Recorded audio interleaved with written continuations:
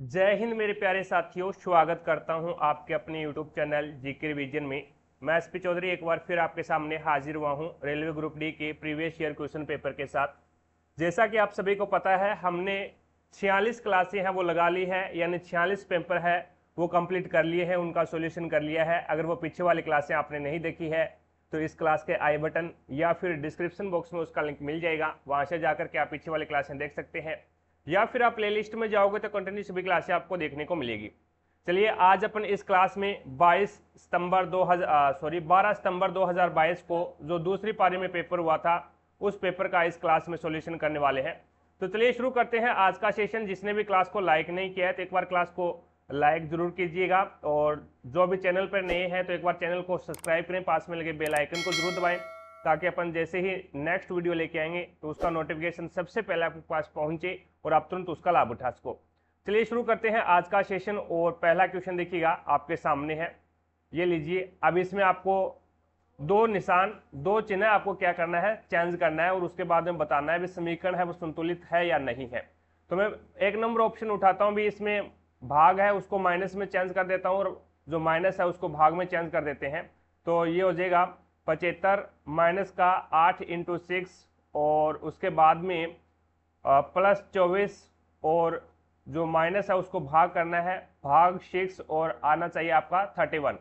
अब देखो भी 8 8 सिक्के 48 होते हैं, और माइनस का 75 है। अब 75 से 85 48 माइनस करो, भी 15 में से 8 जाएंगे तो 7 बचेंगे, और इसको काटो भी 6 कम 6 6 चौको 24, ये 4 बार कट गया, और 15 में से 8 जाएंगे 7 बच गया, और यहाँ पे 6 और 27, 27 प्लस में 4, 27 प्लस में 4 बराबर में 31, तो यहाँ पे 31 बराबर में 31 आपका राइट आंसर क्या हो जाएगा, एक नंबर ऑप्शन है वो आपका यहाँ पे राइट आंसर होगा।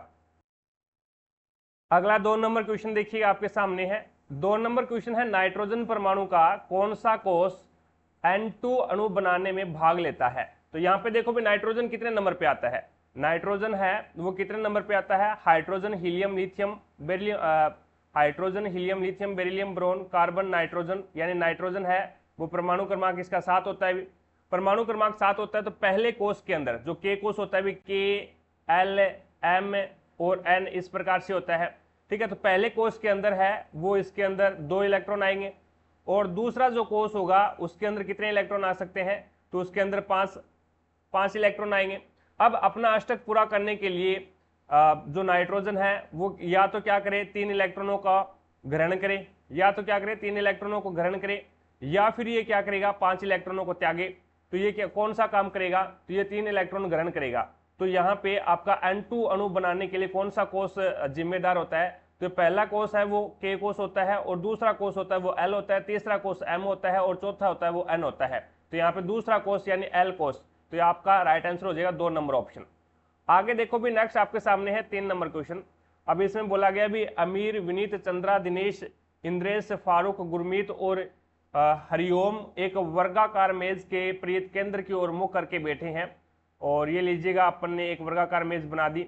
अब इसमें वर्गाकार मेज बनाओ, भी वर्गाकार मेज बना दी। ये लो 4 भुजाओं के मध्य में बैठे हैं, और 4 है वो कोनों पे बैठे हैं भी, और सभी का मुख है वो क्या है, केंद्र की तरफ है। अब यहाँ पे इसने बोला भी इंद्रेश गुरमीत के बाईं और तीसरे स्थान पर बैठा है, तो इंद्रेश है यानी जो गुरमीत के जी से गुरमीत बन गया, और गुरमीत के बाईं और तीसरे स्थान पर पहला, दूसरा और तीसरा यहाँ पे क्या आ जाएगा, इंद्रेश आ जाएगा। अब उसके बाद में इसने बोला भी इंद्रेश मेज के किसी कोने पे बैठा है, ठीक है। विनीत फारूक के दाईं और दूसरे स्थान पे बैठा है, एक बार इसको होल्ड पे रखो। अब इसने बोला फारूक मेज के किसी एक कोने पे नहीं बैठा है, और फारूक इंद्रेश के ठीक बगल में भी नहीं बैठा है, यानी कोने के ऊपर भी नहीं बैठा और इंद्रेश के बगल में भी नहीं बैठा, तो यहाँ पे भी नहीं आएगा और यहाँ पे भी नहीं आएगा। तो कंडीशन उसकी एक ही बची है, तो यहाँ पे फारूक कहाँ पे आएगा, फारूक यहाँ पे आएगा। अब पहली वाली कंडीशन पे चलो, विनीत है वो फारूक के दाईं और दूसरे स्थान पे बैठा है, तो फारूक का दायां कौन सा हो जाएगा, ये ऊपर वाला, और दूसरे स्थान पे विनीत बैठा है, तो यहाँ पे क्या आ जाएगा, वी से विनीत आ जाएगा। अब इसने आगे क्या बोला, फारूक कोने पे नहीं बैठा और बगल में भी नहीं बैठा, हरिओम आमिर के ठीक बगल में बैठा है, हरिओम है वो ठीक बगल में बैठा है। तो यहाँ पे कंडीशन उसकी एक ही कंडीशन बची है अभी, ये रही यहाँ पे। अब हरिओम आमिर के आमिर के ठीक बगल में बैठा है और हरिओम मेज के किसी एक भुजा के मध्य में नहीं बैठा है। तो कहने का मतलब हरिओम कहाँ पे है, कोने पे है, तो एच से हरिओम हो जाएगा भी। और आमिर के ठीक बगल में बैठा तो आमिर यहाँ पे आ जाएगा, ए से आमिर हो जाएगा। अब इसने क्या बोला है अभी, हरिओम और चंद्रा के बीच में केवल 3 व्यक्ति बैठे हैं। हरिओम, ये रहा हरिओम और चंद्रा के बीच में, तो चंद्रा यहाँ पे आ जाएगा भी, सी एच से चंद्रा हो जाएगा। इन दोनों के बीच में 3 व्यक्ति बैठे हैं। दिनेश के बाई ओर, तो दिनेश यहाँ पे आ जाएगा। तो दिनेश के बाईं और तीसरे स्थान पर पहला, दूसरा और तीसरा कौन आ जाएगा, आमिर आ जाएगा, ए से आमिर, यानी 2 नंबर ऑप्शन आपका राइट आंसर होगा। आगे देखो भी नेक्स्ट 4 नंबर क्वेश्चन आपके सामने है। अब 4 नंबर क्वेश्चन में आपको बोला गया है भी ऑक्सीकरण अभिक्रिया के बारे में इनमें से कौन सा कथन सही है, ये आपको बताना है। तो देखिएगा, ऑक्सीकरण अभिक्रिया कौन सी होती है, जिसके अंदर है वो ऑक्सीजन जुड़े और हाइड्रोजन क्या हो, हटे। ऑक्सीजन का तो योग हो, यानी ऑक्सीजन तो जुड़े और हाइड्रोजन इसमें क्या हो, हटे। तो ऑक्सीकरण, ऑक्सीजन ग्रहण करना और हाइड्रोजन का त्याग। हाइड्रोजन तो यहाँ पे क्या हट रही है और ऑक्सीजन ग्रहण करना यानी ऑक्सीजन यहाँ पे जुड़ रही है। तो ऑक्सीकरण अभिक्रिया वह अभिक्रिया होती है जिसमें ऑक्सीजन का तो क्या है ग्रहण करना, ऑक्सीजन ग्रहण करे और हाइड्रोजन का क्या करे, त्याग करे। 4 नंबर ऑप्शन आपका राइट आंसर होगा। और जस्ट इसकी उल्टी है वो अपचयन अभिक्रिया होती है। अपचयन अभिक्रिया वो जस्ट इसकी उल्टी होती है, ऑक्सीजन का त्याग करती है और हाइड्रोजन को ग्रहण करती है। ठीक है, आगे देखो भी नेक्स्ट 5 नंबर क्वेश्चन आपके सामने है। इंपॉर्टेंट क्वेश्चन है, तांबे का एक तार है ए बी। ये लो, तांबे का एक तार बना लिया हमने, ये लो, ये ए बी है, ये पूरा तार कौन सा है, ए बी है। अब ए सी 3 भाग काटे हैं इसके, ये ए सी यानी यहाँ पे सी आ गया और यहाँ पे आपका डी आ गया। ए सी, सी डी और डी बी, ये 3 पार्ट बन गए इसके। प्रत्येक का प्रतिरोध है वो इसका 2 है, इसका 3 है और इसका क्या है, 4 है। एक बैटरी से जुड़ा हुआ है। यदि V1, V2 और V3 क्रमशः AC यानी इसका V1 है और इसका V2 है और इसका DB का है वो V3 है, विभोपात है, सिरों का विभोपात है, तो निम्न में से कौन सा सही होगा। अब ओम का नियम लगा दो। यहाँ पे ओम का नियम लगाओगे तो V बराबर क्या होता है, IR होता है। V बराबर क्या होता है, IR होता है। एक बार I को यहाँ पे आपको रिलेशन किस में लेके आना है, V और R में लेके आना है। तो एक बार मैं I को कांस्टेंट मान लेता हूँ, तो V बराबर क्या हो जाएगा, R हो जाएगा। V बराबर क्या हो जाएगा, R हो जाएगा। कहने का मतलब क्या है, जो रेशियो R का होगा यानी जो रेशियो प्रतिरोध का होगा वही रेशियो किसका हो जाएगा, आपका V यानी विभोपात का हो जाएगा, वोल्ट का हो जाएगा यहाँ पे। तो यहाँ पे क्या हो जाएगा, V1 का मान, V1 का रेशियो, V2 का रेशियो और V3 का रेशियो बराबर क्या हो जाएगा, जो रेशियो आपका प्रतिरोध का है वही रेशियो है वो V का हो जाएगा। जो रेशियो R का है वही रेशियो है वो V का आ जाएगा। तो यहाँ पे 2:3:4 आ जाएगा। तो यहाँ पे आपका 4 नंबर ऑप्शन राइट हो जाएगा। अगला देखो भी नेक्स्ट आपके सामने है 6 नंबर क्वेश्चन करंट अफेयर का है। नेक्स्ट पे चलता हूँ 7 नंबर क्वेश्चन देखिएगा। अभी निम्न में से कौन सा कथन गलत है, कौन सा जो स्टेटमेंट है वो गलत है, ये आपको बताना है। तो प्रत्येक वृक्क में बड़ी संख्याओं में न्यूरॉन नामक निस्यंद इकाइयां मौजूद होती है। प्रत्येक वृक्क में बड़ी संख्या में न्यूरॉन नामक निस्यंद इकाइयां मौजूद होती है जो एक साथ बंधी हुई होती है। ये बिल्कुल गलत है भी, ये बिल्कुल गलत है। अब इसने बोला भी मानव उत्सर्जन तंत्र में एक वृक्क युग्म होता है यानी एक जोड़ी है वो वृक्क होता है, और एक मूत्रवाहिनी युग्म यानी एक मूत्रवाहिनी युग्म यानी जोड़ी होती है, और एक मूत्राशय होता है और एक मूत्र मार्ग होता है। बिल्कुल सही बात है, बिल्कुल सही बात है। आगे देखो भी सामान्यतः एक स्वस्थ वयस्क में वृक्कों के आरंभिक निस्यंद लगभग 180 लीटर प्रतिदिन होता है। 180 लीटर प्रतिदिन होता है, बिल्कुल सही बात है। और वृक्क उदर के यानी पेट के रीढ़ की हड्डी के दोनों तरफ और एक एक स्थित होता है, बिल्कुल सही बात है। तो यहाँ पे 1 नंबर ऑप्शन है वो आपका राइट आंसर हो जाएगा। आगे देखो भी नेक्स्ट आपके सामने है, निम्न में से कौन सी 2 क्रमागत छूटें 84% की एकल छूट के समतुल्य है। अब समतुल्य वो निकाल लो। मैं यहाँ पे ये वाला ऑप्शन उठाता हूँ। पहले कैसे करना है देखो, 100 में से माइनस करना है और 20% है, 20% की छूट यानी 80 निकाल लो इसका, और इंटू 80% की छूट यानी इसका 20 निकाल लो, और अपॉन में क्या कर दो, ऊपर दो छूट आई है यानी 80% की, यानी एक तो 20% की और एक 80% की, 2 छूट है तो नीचे 100 लगा दो। अगर ऊपर 3 छूट आती है तो नीचे आपको 200 लगाना पड़ेगा। तो यहाँ पे 2 से 2 काट दो तो ये हो जाएगा आपका 8×2 = 16। तो 100 माइनस में 16, 100 माइनस में 16, 100 में से 16 जाएगा तो कितना बचेगा, 84। तो यहाँ पे आपका 2 नंबर ऑप्शन है वो आपका राइट आंसर हो जाएगा। इस प्रकार से आपको निकालना है। आगे देखो भी नेक्स्ट 9 नंबर क्वेश्चन आपके सामने है, बिहार की पंचायत और नगर पालिका में महिलाओं को कौन सा आरक्षण दिया जाता है या फिर बिहार की पंचायत और नगर पालिका में महिलाओं को कितना आरक्षण दिया जाता है, तो 50% आरक्षण दिया जाता है। 1 नंबर ऑप्शन आपका राइट आंसर होगा। नेक्स्ट देखो भी 10 नंबर क्वेश्चन आपके सामने है। भारत में संविधान के अनुसार इनमें से कौन सा अनुच्छेद मूल अधिकार से संबंधित नहीं है, तो वो आपका अनुच्छेद 40 है, वो मूल अधिकार से संबंधित नहीं है। ये किस में आता है भी, ये नीति निर्देशक तत्वों में आता है भी, नीति निर्देशक तत्वों के अंदर आता है, जो कि आयरलैंड से लिए गए हैं। बाकी आपका जो 30 है, 18 है और 25 है, ये मौलिक अधिकार के अंतर्गत आता है, मौलिक अधिकारों के अंतर्गत, जो कि अमेरिका से लिए गए हैं, मौलिक अधिकारों के अंतर्गत आता है। ठीक है, और कहने का मतलब ये है भी मौलिक अधिकार है वो आपके 12 से मौलिक अधिकार है वो आपके 12 से और ये आपके 35 तक होते हैं, और जस्ट उसके बाद में 36 से और 51 तक ये आपके होते हैं नीति निर्देशक तत्व। ठीक है, और 51A के अंदर है वो मूल कर्तव्य आपके जुड़े हुए हैं। आगे देखो भी नेक्स्ट आपके सामने है 11 नंबर क्वेश्चन। अब 11 नंबर क्वेश्चन में आपको बताना है भी एक व्यक्ति एक कार है वो 2,50,000 रुपए की खरीदता है, यानी 2.5 लाख रुपए की खरीदता है।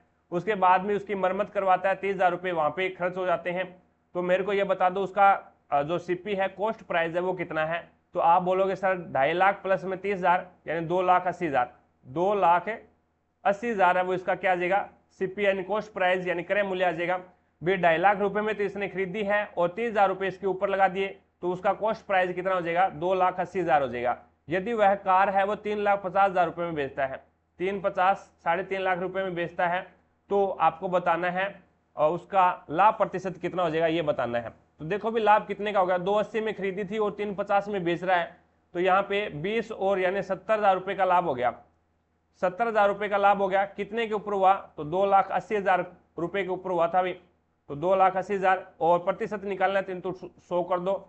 तो देखो भी 6 2 0 से 2 0 कैंसल और 2 0 से ये 2 0 कैंसल, अब 7 से काटो, 7 एकम 7 ऊपर 100 आ गया और 7 चौके 28, 4 एकम 4 और 25 चौके 100, तो यहाँ पे 25% का लाभ हो गया। 4 नंबर ऑप्शन आपका राइट आंसर होगा।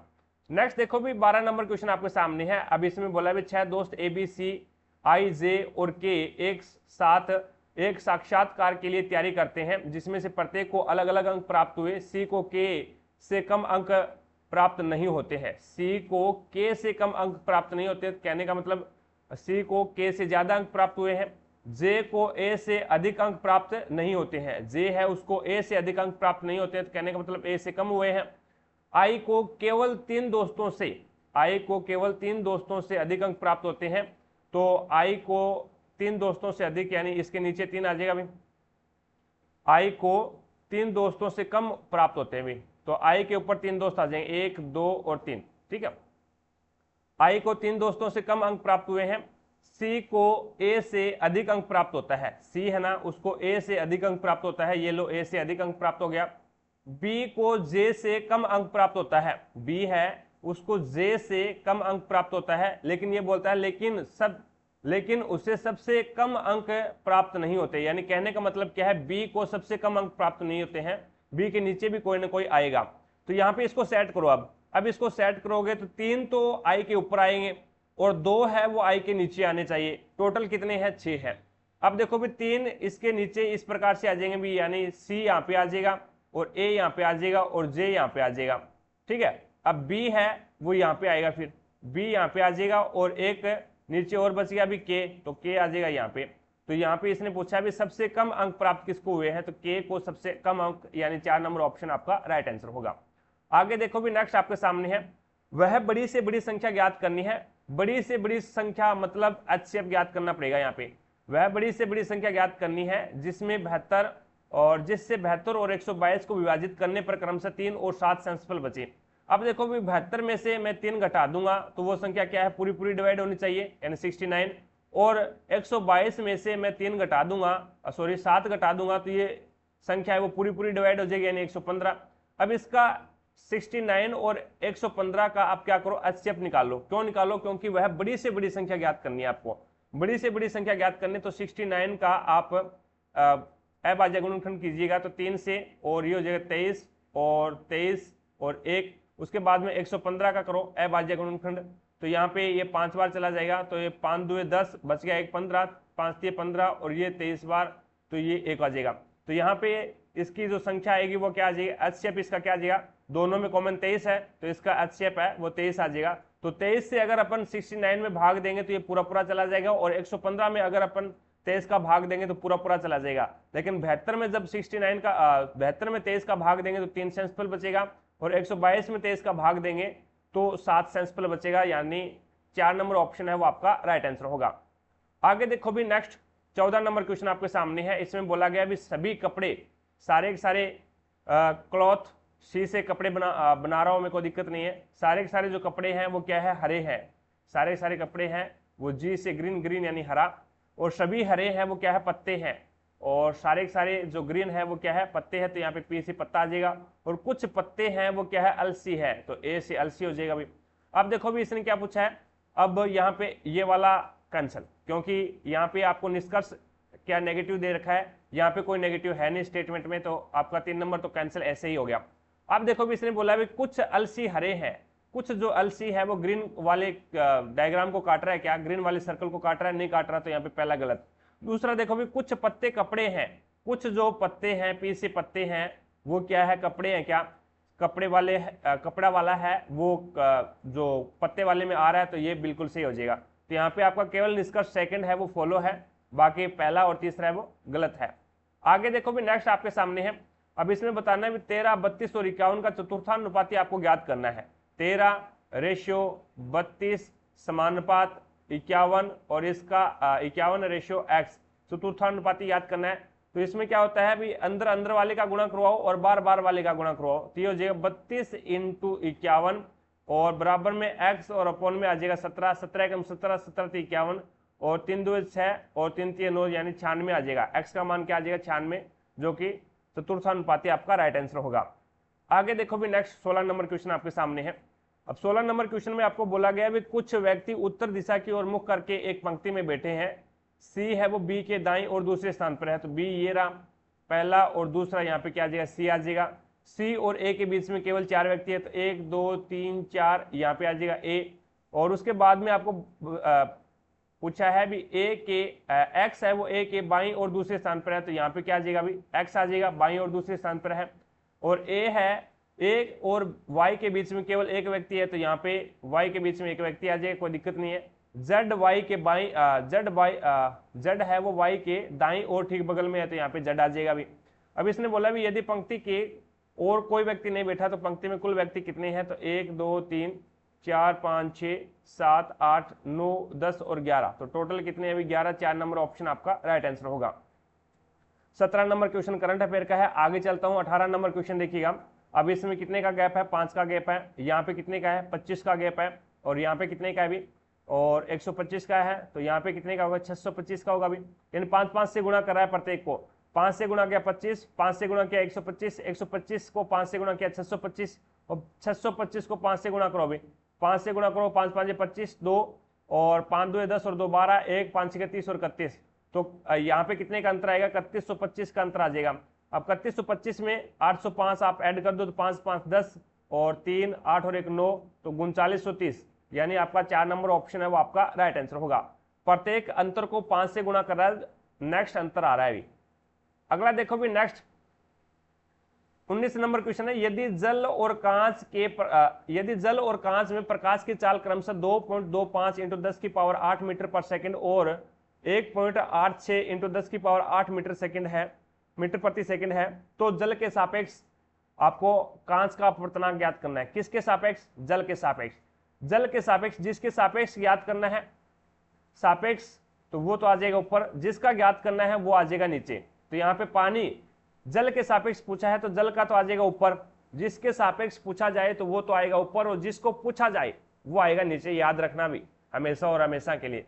तो जल का अपवर्तनांक कितना है, जल का प्रकाश में चाल कितने 2.25 × 10 की पावर 8 मीटर पर सेकंड, और यहाँ पे कांच में प्रकाश की चाल कितनी है 1.86 × 10 की पावर 8 मीटर प्रति सेकंड, तो ये कट जाएगा भी।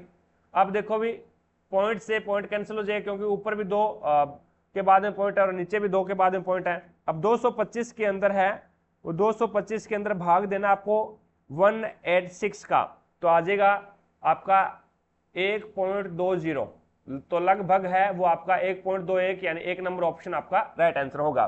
तो याद रखना, जिसके सापेक्ष पूछा जाए वो ऊपर आएगा और जिसका पूछा जाए वो नीचे आएगा। 20 नंबर क्वेश्चन देखो भी आपके सामने है, प्रति अम्लों जिसे एंटासिड बोलते हैं, जैसे इनो है, ठीक है, तो ये प्रति अम्ल होते हैं भी जो एसिडिटी को कम करते हैं, के बारे में इनमें से कौन सा कथन सही नहीं है ये आपको बताना है। तो प्रति अम्ल प्रबल अम्ल होते हैं, बिल्कुल गलत होते हैं भी, बिल्कुल गलत बात है। यानी एंटासिड किसके लिए काम में लिया जाता है? अम्लता को दूर करने के लिए काम में लिया जाता है। जो इनो है वो आप किसके लिए काम में लेते हो? तो अपना जो पेट के अंदर जो अम्लता है उस अम्लता को कम करने के लिए इनो काम में लेते हैं। तो क्या अम्ल है वो अम्ल है? अगर एंटासिड अम्ल होता तो वो बताओ अम्लता को दूर करता क्या? अम्ल को दूर करता नहीं। तो यहाँ पे प्रति अम्ल क्या होते हैं? क्षारक होते हैं। प्रति अम्ल क्या होते हैं? जो एंटासिड होते हैं वो क्षारक होते हैं। तो ये इसने बोला भी प्रति अम्ल है वो प्रबल अम्ल होते हैं, यानी मजबूत अम्ल होते हैं, बिल्कुल गलत बात है। प्रति अम्ल अतिरिक्त जठर अम्ल को उदासीन करने के लिए उपयोगी होते हैं, बिल्कुल सही बात है। और NaHCO3 यानी सोडियम बाइकार्बोनेट, बैंकिंग सोडा बोलते हैं जिसको, एक प्रति अम्ल है, बिल्कुल सही बात है। और MgOH की ट्वाइस यानी मैग्नीशियम हाइड्रोक्साइड, जिसे अपन मिल्क ऑफ मैग्नीशिया बोलते हैं, जिसका प्रति अम्ल के रूप में यूज किया जाता है, बिल्कुल सही बात है। इसका जो pH मान होता है वो 10 होता है और इसका जो pH मान होता है वो लगभग 10 और 11 के करीबन होता है भी, ठीक है। आगे देखते हैं नेक्स्ट 21 नंबर क्वेश्चन देखिएगा। अब 21 नंबर क्वेश्चन में आपको बोला गया भी इनमें से कौन सा ऑक्साइड एका एल्यूमिनियम के ऑक्साइड से मेल खाता है। अब आपको पता होना चाहिए भी जो मेंडलीफ ने अपने आवर्त सारणी के अंदर वो स्थान छोड़ा था, एका बोरोन, एका सिलिकॉन, एका एल्यूमिनियम और एका मैग्नीशियम। अब इसकी जगह क्या क्या आया था ये आपको पता होना चाहिए। आवर्त सारणी अगर आपको पता है तो आप बता सकते हैं। अब एका बोरोन नाम छोड़ा था, एका बोरोन। एका बोरोन की जगह क्या आया था अभी? एका बोरोन की जगह स्कैंडियम आया था, स्कैंडियम, जिसे SC से डिनोट करते हैं। एका बोरोन के बाद में एका सिलिकॉन, एका सिलिकॉन। अब एका सिलिकॉन की जगह क्या आया था? एका सिलिकॉन की जगह जर्मेनियम आया था अभी, जर्मेनियम, और जर्मेनियम को Ge से डिनोट करते हैं। उसके बाद में एका एल्यूमिनियम, एका एल्यूमिनियम, एका एल्यूमिनियम की जगह है वो गैलियम आया था अभी, गैलियम, और गैलियम को Ga से डिनोट करते हैं भी, ठीक है। और उसके बाद में एका मैग्नीज, एका मैग्नीज की जगह क्या आया था? एका मैग्नीज की जगह यानी स्कैंडियम, जर्मेनियम, गैलियम और यहाँ पे टेक्नीशियम, यहाँ पे आ जाएगा टेक्नीशियम आ जाएगा, टेक्नीशियम, ठीक है। तो Tn टेक्नीशियम हो जाएगा। अब देखो भी एका एल्यूमिनियम की जगह पूछ रहा है ये, एका एल्यूमिनियम की जगह कौन सा ऑक्साइड मेल खाता है? तो एका गैलियम आएगा और गैलियम को Ga से लिखते हैं। तो यहाँ पे देखो भी Ge से जर्मेनियम हो गया भी, Ga ये रहा, ये ऑक्साइड यहाँ पे काम आ जाएगा, तो Ga2O3, तो ये हो जाएगा गैलियम ऑक्साइड। क्या है भी? ये गैलियम ऑक्साइड है जो कि एका एल्यूमिनियम की जगह काम आया था। आगे चलता हूँ, नेक्स्ट देखिएगा। नेक्स्ट आपके सामने है 22 नंबर क्वेश्चन करंट अफेयर का है। आगे चलता हूँ 23 नंबर क्वेश्चन देखिएगा आपके सामने है। अब 23 नंबर क्वेश्चन में यहाँ पे बोला गया है भी मौलाना आजाद राष्ट्रीय उर्दू विश्वविद्यालय एक केंद्रीय विश्वविद्यालय है जिसे संसद के एक अधिनियम के द्वारा में स्थापित किया गया था। तो ये 1998 में स्थापित किया गया था। अभी मौलाना आजाद राष्ट्रीय उर्दू विश्वविद्यालय एक केंद्रीय विश्वविद्यालय है जिसे संसद के एक अधिनियम के द्वारा 1998 में स्थापित किया गया था। 4 नंबर ऑप्शन आपका राइट आंसर होगा। 24 नंबर क्वेश्चन देखो भी, यदि शब्द पॉजिटिव के सभी अक्षरों को अल्फाबेट के हिसाब से व्यवस्थित किया जाए तो कितने अक्षरों की कंडीशन है वो अपरिवर्तित रहेगी, कितने जो अक्षर है उनकी सीट है वो जो की त्यों बनी रहेगी। तो देखो भी वर्णाक्रम के अनुसार से POSI और TIVE है, तो सबसे पहले आ जाएगा आपके पास में E, और E के बाद में आ जाएगा I, और फिर I आ जाएगा, और फिर आ जाएगा आपके पास में I के बाद में आ जाएगा O, और फिर आ जाएगा P, और फिर आ जाएगा S, और उसके बाद में T, और उसके बाद में V। तो ऐसा कोई है ही नहीं, सभी की सीट है वो चेंज हो गई भी। 0 3 नंबर ऑप्शन आपका राइट आंसर होगा। आगे देखो भी नेक्स्ट 25 नंबर क्वेश्चन आपके सामने है। इसमें आपको x प्लस वाई का मान तो दे रखा है 18, ठीक है, और एक्स वाई का मान है वो आपको 77 दे रखा है। तो आप यहां से x का मान निकाल लो या फिर y का मान निकाल लो। y बराबर क्या आ जाएगा, ये सॉरी x बराबर क्या आ जाएगा, 77 अपॉन में y हो जाएगा। अब इसमें x का मान रख दो, तो यहाँ पे 77 अपॉन में y प्लस में y बराबर में 18। अब देखो भी यहाँ पे y एलसीएम आ गया, तो 77 प्लस में y स्क्वायर और बराबर में 18 है, तो ये गुणा में हो जाएगा भी, यहाँ पे ये 18y हो जाएगा। अब ये द्विघात समीकरण बन गई कौन सी, तो y स्क्वायर माइनस में 18y और प्लस का 77।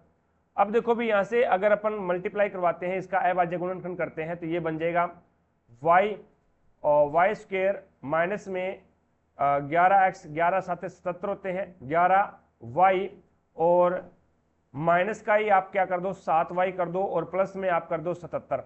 अब इन दोनों में कॉमन और इन दोनों में कॉमन ले लो, यहाँ पे y कॉमन आ गया और बच गया y माइनस में 11, और यहाँ पे कॉमन क्या आ गया, माइनस का 7 कॉमन आ गया, यहाँ पे बच गया y प्लस में नहीं प्लस माइनस माइनस ही होगा, माइनस और 11 साथ 77 आ जाएंगे। तो ये एक तो आपके पास में आ गया y बराबर में 7 और एक आपके पास में आ गया y बराबर में 11।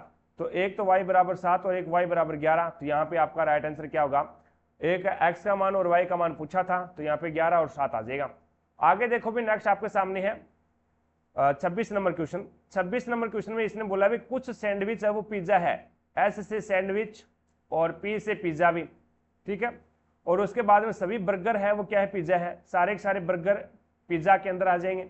और उसके बाद में इसने बोला है भी कुछ बर्गर है वो पास्ता है, कुछ बर्गर है वो क्या है, PTH से पास्ता बना दिया भी मैंने।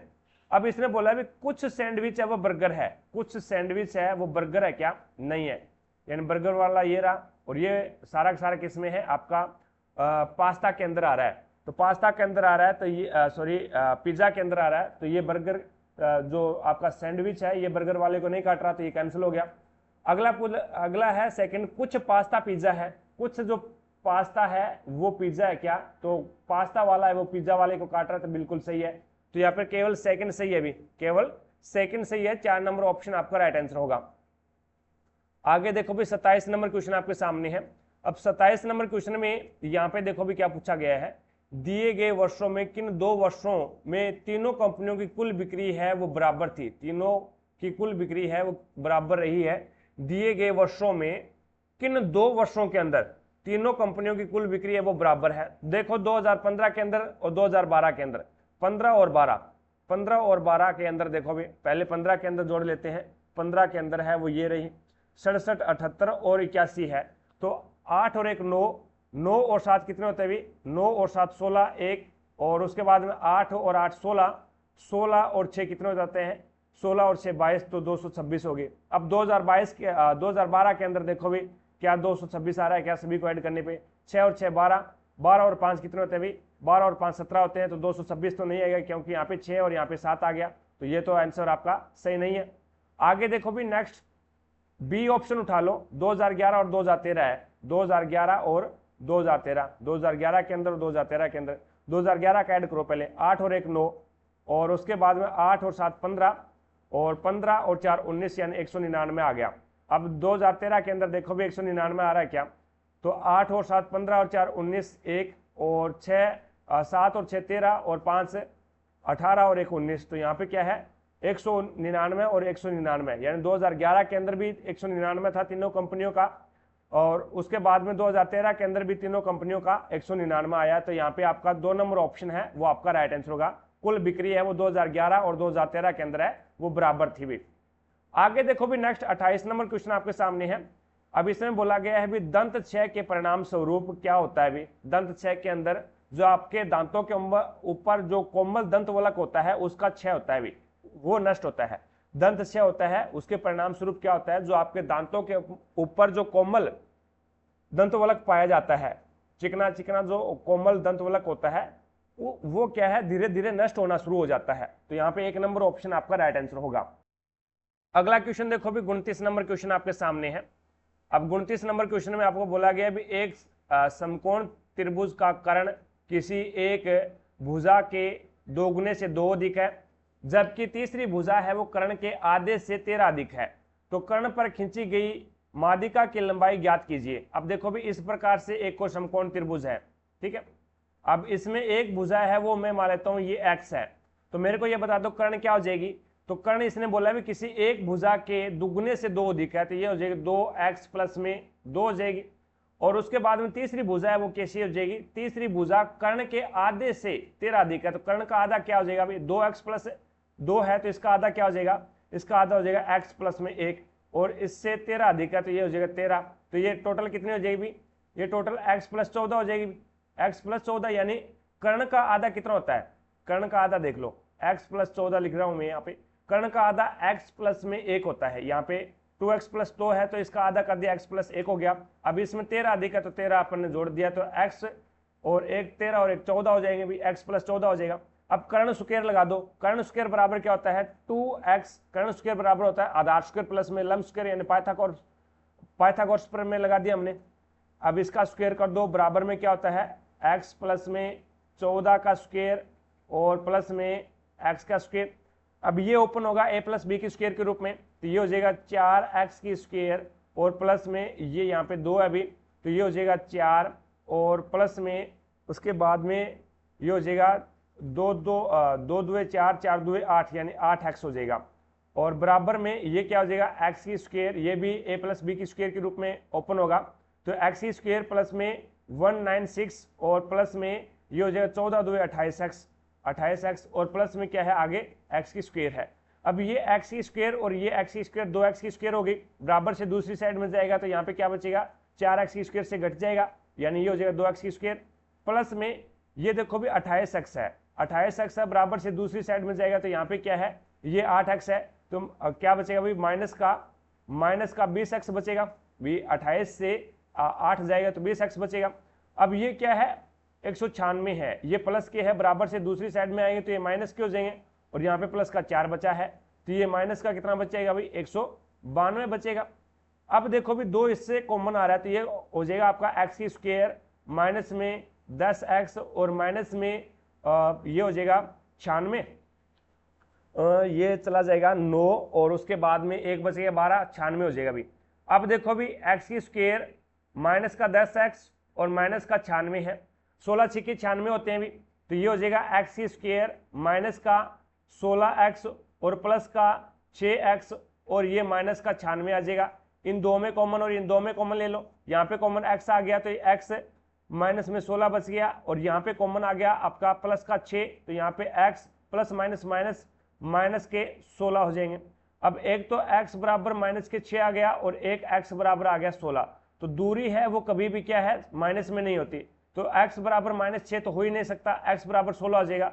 तो x हमने क्या माना था लंब यानी आधार माना था, तो ये क्या आ जाएगा 16 आ जाएगा, ये 16 हो गया तो ये 16 2 32 प्लस में 34, ये 34 हो गया और ये कितना हो जाएगा 16 प्लस में 14, 16 प्लस में 14 यानी ये 30 आ जाएगा। इसका मान 30 है, इसका मान 14 है और इसका मान 16 है। अब देखो भी इसने आगे क्या बोला है, कर्ण पर खींची गई माध्यिका की लंबाई ज्ञात करनी है। तो यहां से कर्ण पे माध्यिका की लंबाई खींची जाती है, ये रही, ये कर्ण की माध्यिका की लंबाई ज्ञात खींची जाती है और इसकी लंबाई ज्ञात करनी है। तो याद रखना कर्ण पे जो माध्यिका खींची जाती है उसकी लंबाई है वो कर्ण की आधी होती है भी हमेशा और हमेशा। तो कर्ण यहाँ पे कितना है 34 है, तो माध्यिका की लंबाई कितनी आ जाएगी 17 आ जाएगी, यानी कहने का मतलब 1 नंबर ऑप्शन है वो आपका राइट आंसर हो जाएगा भी। It's okay. आगे देखो भी 30 नंबर क्वेश्चन आपके सामने है। अब 30 नंबर क्वेश्चन में आपको यहाँ पे बताना है 9 और 90 दे रखा है और 5 को ये लिख रहा है 30 और बताना है 10 को क्या लिखेगा ये बताना है। अब देखो भी 9 की स्क्वायर करता हूं मैं, 9 की स्क्वायर की यानी यहाँ पे कर देता हूं 9 की स्क्वायर की मैंने और ये 9 वापस जोड़ दिया, बराबर आ गया आपका 30। 5 की स्क्वायर की प्लस 5 जोड़ दिया 30 और यहाँ पे देखो भी 10 की मैंने स्क्वायर की और 10 ही जोड़ दिया, 10 की स्क्वायर की और 10 ही जोड़ दिया, तो 10 की स्क्वायर 100 और 10 जोड़ूंगा तो 110, यानी आपका 3 नंबर ऑप्शन राइट हो जाएगा। आगे देखो भी next 31 number question current affair का भी। 32 नंबर क्वेश्चन देखो भी आपको समांतर माध्य ज्ञात करना है। समांतर माध्य ज्ञात करना है तो प्रेक्षणों का योग बटा प्रेक्षणों की संख्या, प्रेक्षणों का योग कितना है देख लो भी 39। अब इसमें ऐड करो भी सारी की सारी संख्या को ऐड करना पड़ेगा। 39 प्लस में 49 प्लस में 59 प्लस में 60 प्लस में 70 प्लस में 80 प्लस में 90 प्लस में 93 प्लस में 90। अब टोटल संख्या कितनी होगी? 1 2 3 4 5 6 7 8 और 9। तो 9 का भाग लगा दो तो माध्य आपका आ जाएगा। अब जोड़ो 9 और 9 18, 18 और 9 27, और 27 और 3 27 और 3 30। तो यहाँ पे 30 का क्या आ जाएगा? 0। 30 का क्या आ जाएगा? अभी 0 आ जाएगा, 3 हासिल। उसके बाद में 4 3 7 और 5 12, 12 और 6 18, 18 और 7 25, 25 और 8 25 और 8 33, 33 और 9 33 और 9 42, 42 और 9 51, 42 और 9 51, 51 और 9 60, 60 और 3 63। तो ये आ जाएगा 63। यानी उसके बाद में 9 9 1 9 9 7 63। तो आपका माध्य कितना आ जाएगा? 70। एक नंबर ऑप्शन आपका राइट आंसर होगा। आगे देखो भी समीकरण ज्ञात करनी है, आप मूल ज्ञात करने हैं समीकरण के। x² प्लस में 2x माइनस में 6, इस समीकरण के आपको मूल ज्ञात करने हैं। तो यहाँ पे आप फॉर्मूला लगाओगे, इसके टुकड़े करोगे तो टुकड़े नहीं होगा अभी। तो टुकड़ा नहीं होगा तो उसका क्या करना पड़ेगा आपको? फॉर्मूला लगा दो, माइनस का b प्लस माइनस क्या होता है? रूट b² माइनस में 4ac और अपॉन में क्या होता है? 2a। ये फॉर्मूला लगा दो। b का मान क्या है? 2 है, तो माइनस का 2 और प्लस माइनस रूट, और यहाँ पे b² कितना है? तो 2 और 2 की स्क्वायर 4, और माइनस में ये आपके पास में 4ac है 4, और a का मान कितना है? 1 है, और c का मान कितना है? माइनस का 6 है, माइनस का 6 अपॉन में क्या है? 2। तो इसको सोल्व करोगे तो ये हो जाएगा माइनस का 2 और प्लस माइनस में रूट, यहाँ पे आ जाएगा 4 और माइनस में 4 6 24, 4 6 24 b² प्लस ये 4 6 24, और ये माइनस का है भी, तो ये माइनस का माइनस माइनस प्लस हो जाएगा। ये देखो ये माइनस का है और यहाँ पे माइनस का 6 है, तो ये क्या हो जाएगा? प्लस हो जाएगा 24, और अपॉन में क्या है? 2a है। अब माइनस का 2 और प्लस माइनस अंदर क्या आ जाएगा? 28, और नीचे क्या आ जाएगा? 2। तो ये 28 को मैं क्या लिख सकता हूँ? 7 × 2 लिख सकता हूँ, कोई दिक्कत नहीं है। तो यहाँ पे देखो भी, यहाँ पे माइनस का 2 और प्लस माइनस का आ जाएगा आपका 7 × 4 अपॉन में क्या आ जाएगा? 2a। अब 2a क्या? 2 ही आएगा अभी, a का मान तो 1 ही है, 2 आ जाएगा। तो यहाँ पे 4 है वो 2 के रूप में बाहर आ जाएगा। तो ये आ जाएगा आपके पास में माइनस का 2 प्लस माइनस 2 और रूट आपके पास में आ जाएगा ये 7, और अपॉन में आपके पास में क्या आ जाएगा? 2। अब देखो भी यहाँ से 2 कॉमन आ रहा है, यहाँ से क्या आ रहा है? 2 कॉमन आ रहा है, इन दोनों में से 2 कॉमन आ रहा है। तो ये 2 कॉमन बाहर ले लो, तो अंदर क्या बच गया आपका? अंदर आपका बच गया माइनस का 2, माइनस का 2 कैसे बचेगा? माइनस का 1 बचेगा, 2 कॉमन बाहर ले लिया, तो माइनस का 1 और प्लस माइनस 1, और उसके बाद में रूट 7, और अपॉन में क्या आ रहा है? 2। अब 2 से 2 कैंसिल हो गया, 2 से 2 कैंसिल हो गया, तो आपके पास में क्या बच गया? आपके पास में बचेगा भाई ये माइनस का 1 प्लस माइनस 1 रूट 7। अब 1 रूट 7 को 1 लिखो या यहाँ पे लिखो या ना लिखो, एक ही बात है, कोई दिक्कत नहीं है। यानी 1 क्या है? ये गुणा में अभी यहाँ पे, तो ये हो जाएगा आपका माइनस का 1 प्लस माइनस का रूट 7, तो ये हो जाएगा रूट 7। तो यहाँ पे ये क्या आ जाएगा? ये आपका एक नंबर ऑप्शन है वो राइट हो जाएगा। तो माइनस का 1 प्लस माइनस रूट 7 आपका राइट आंसर हो जाएगा। आगे देखो भी नेक्स्ट आपके सामने है 34 नंबर क्वेश्चन। अब 34 नंबर क्वेश्चन में मान बताना है, तो इसको काटो पहले। तो 4 एकम 4, 4 3 12, 5 और 3 8, माइनस में 2, और ये गुणा में है, ये हो जाएगा 4। यहाँ पे इसका मान कितना आ जाएगा? 4 आ जाएगा। अब 4 2 8, 8 माइनस 8, तो यहाँ पे कितना आ जाएगा? 0। आगे देखो भी next 35 number question. 35 number question में इसने बोला है भी दाएं से पहले अक्षर के दूसरे अक्षर, दाएं से पहले शब्द, दायां से पहला शब्द ये है, दूसरा अक्षर कौन सा है? ए आ जाएगा। और उसके बाद में इसने बोला है बाएं से पहले शब्द के दूसरे अक्षर, बाएं से पहला शब्द ये है तो इसका दूसरा अक्षर ओ है। अब इन दोनों के बीच में अंग्रेजी वर्णमाला यानी अल्फाबेट में कितने अक्षर आते हैं? अब देखो भी ए है वो 1 पे आता है और ओ है वो 15 पे आता है। इन दोनों के बीच में यानी टोटल 15 होते हैं। ये टोटल कितने होते हैं? 15 होते हैं, और 15 में से 2 घटाना है, क्योंकि ए और ओ के बीच में बताना है आपको। तो यहाँ पे कितने आ जाएंगे 13, तो आपका राइट आंसर होगा 2। आगे देखो भी नेक्स्ट 36 नंबर क्वेश्चन आपके सामने है। भारतीय बागवानी अनुसंधान संस्थान का मुख्यालय अनुसंधान के अंदर ICR भारत के किस शहर में स्थित है? तो वो बेंगलुरु में है, यानी 1 नंबर ऑप्शन है वो आपका राइट आंसर होगा। 37 नंबर क्वेश्चन देखो भी आपके सामने है। 37 नंबर क्वेश्चन में आपको बोला गया है 18 और गुणा को क्या लिखेगा? भाग 3, और माइनस को क्या लिखेगा? गुणा 5, भाग को क्या लिखेगा? भाग को ये लिख रहा है ये रहा भाग को लिख रहा है प्लस, तो +6, और प्लस को क्या लिखेगा? -4। तो देखो भी 3 कम 3, 3 6 18, और 6 5 30, और 30 प्लस में 6 माइनस में 4, तो यहाँ पे 30 और 2 32, तो आपका राइट आंसर क्या होगा? 2 नंबर ऑप्शन। आगे देखो भी नेक्स्ट 38 नंबर क्वेश्चन आपके सामने है। इसमें बोला है भी एक कक्षा में लड़के और लड़कियों की संख्या का अनुपात है वो आपको 6:5 दे रखा है, ठीक है। अब लड़कों की संख्या है वो लड़कियों की संख्या से 9 अधिक है। अब लड़कों की संख्या हमारे अनुपात में बताओ भी कितने अधिक है? तो आप बोलोगे सर 1 अधिक है, लेकिन ये बोल रहा है 9 अधिक है। तो देखो भी 1 के बराबर 9 आ गया, 1 का मान डायरेक्ट आ गया है 9। अब इसने बोला है भी लड़के कक्षा में लड़कों और लड़कियों की कुल संख्या, तो लड़के और लड़कियों की कुल संख्या हमारे अनुसार अनुपात में कितने? 11 है। तो 11, 1 का मान कितना है? 9 है, तो 11 का मान कितना हो जाएगा? 99, तो आपका 2 नंबर ऑप्शन। आगे देखो भी नेक्स्ट 39 नंबर क्वेश्चन है। 5 क्रमागत संख्याओं का योगफल 240 है। तो एक संख्या x, दूसरी संख्या है वो x प्लस में 1, तीसरी संख्या है वो हो जाएगी x प्लस में 2, और चौथी संख्या है वो x प्लस में 3, और पांचवी संख्या है वो x प्लस में 5, बराबर रख दो 240 के, बराबर 240 के। अब 1 2 3 4 और 5, 5x प्लस में कितना हो जाएगा? 2 और 1 3, 3 3 6, 6 और 5 11, तो ये हो जाएगा 240। अब देखो भी ये 11 है, बराबर से दूसरी साइड में जाएगा तो ये माइनस का हो जाएगा, 11 ही होता है क्या? 5 और 3 8, 8 और 3 11, ठीक है। अब ये 240 में से 11 जाएगा तो आपके पास में कितना बचेगा भाई? 229 बचेगा, 229 बचेगा।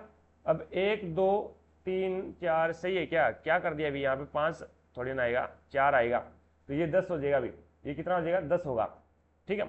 क्रमागत पूछा है ना इसने, एक x हो गया, एक x प्लस 1 हो गया, एक x प्लस 2 हो गया, एक x प्लस 3 हो गया, और एक x प्लस 4 हो जाएगा। तो जोड़ोगे तो ये हो जाएगा आपके पास हम 10, तो ये आपका 5x बराबर में हो जाएगा 230, तो x बराबर में हो जाएगा 5 का भाग लगा दो, 5 के 20 और 5 6 के 30, तो आपका मान आ जाएगा x का 46।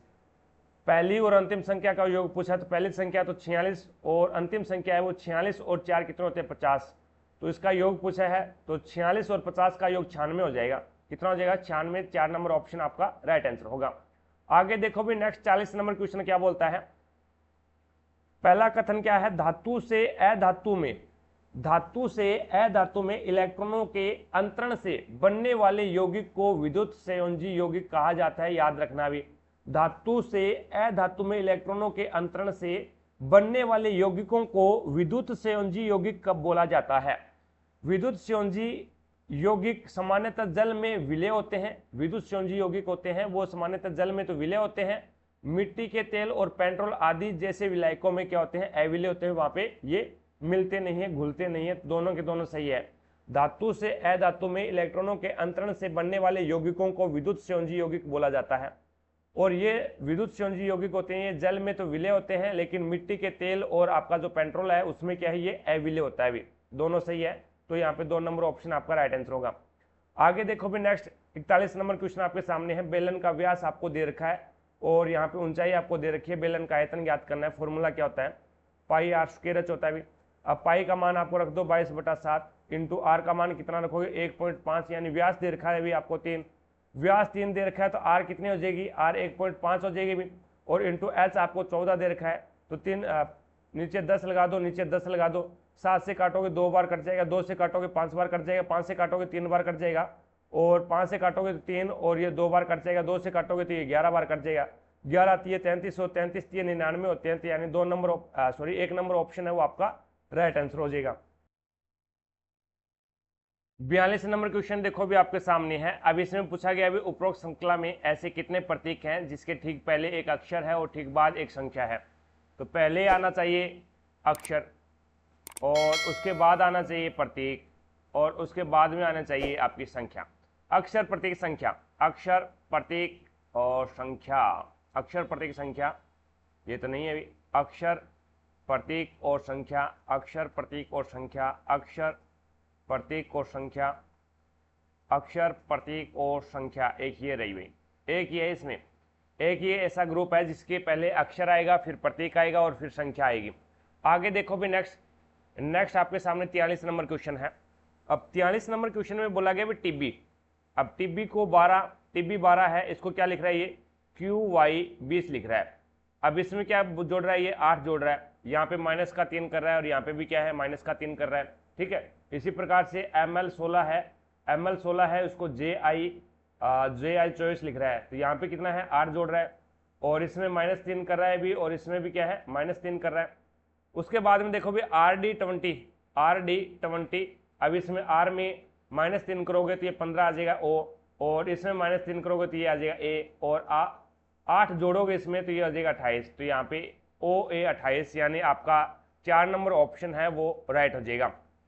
आगे देखो भी नेक्स्ट 44 नंबर क्वेश्चन आपके सामने है। अब इसमें बोला गया भी दूसरे आवर्त के तत्वों के लिए कौन सा कथन सही है, दूसरे आवर्त के तत्वों के लिए कौन सा कथन सही है। अब एक मैं आपको यहाँ पे आवर्त सारणी की बढ़िया सी बात बताना चाहूंगा आपको, देखना जो ग्रुप होते हैं ना, ये जो खड़े होते हैं ये ग्रुप होते हैं इस प्रकार से, और अपनी आवर्त सारणी के अंदर है, आधुनिक आवर्त सारणी के अंदर 18 ग्रुप है भी, ठीक है। ये जो ग्रुप होते हैं ये श्योंजी इलेक्ट्रॉनों की संख्या बताते हैं, ग्रुप होते हैं ना GROUP, ये ग्रुप होते हैं, ये श्योंजी इलेक्ट्रॉनों की संख्या बताते हैं, और ग्रुप के अंदर, प्रत्येक ग्रुप के अंदर है वो प्रत्येक एलिमेंट की जो श्योंजी इलेक्ट्रॉनों की संख्या है वो बराबर रहेगी। जैसे ग्रुप नंबर 1 की देखोगे आप, तो प्रत्येक एलिमेंट की जो श्योंजकता है, श्योंजी इलेक्ट्रॉनों की संख्या है वो समान रहेगी, एक समान, सभी की समान रहेगी, यानी हाइड्रोजन, हीलियम, हेलिना, ने, की और रब और से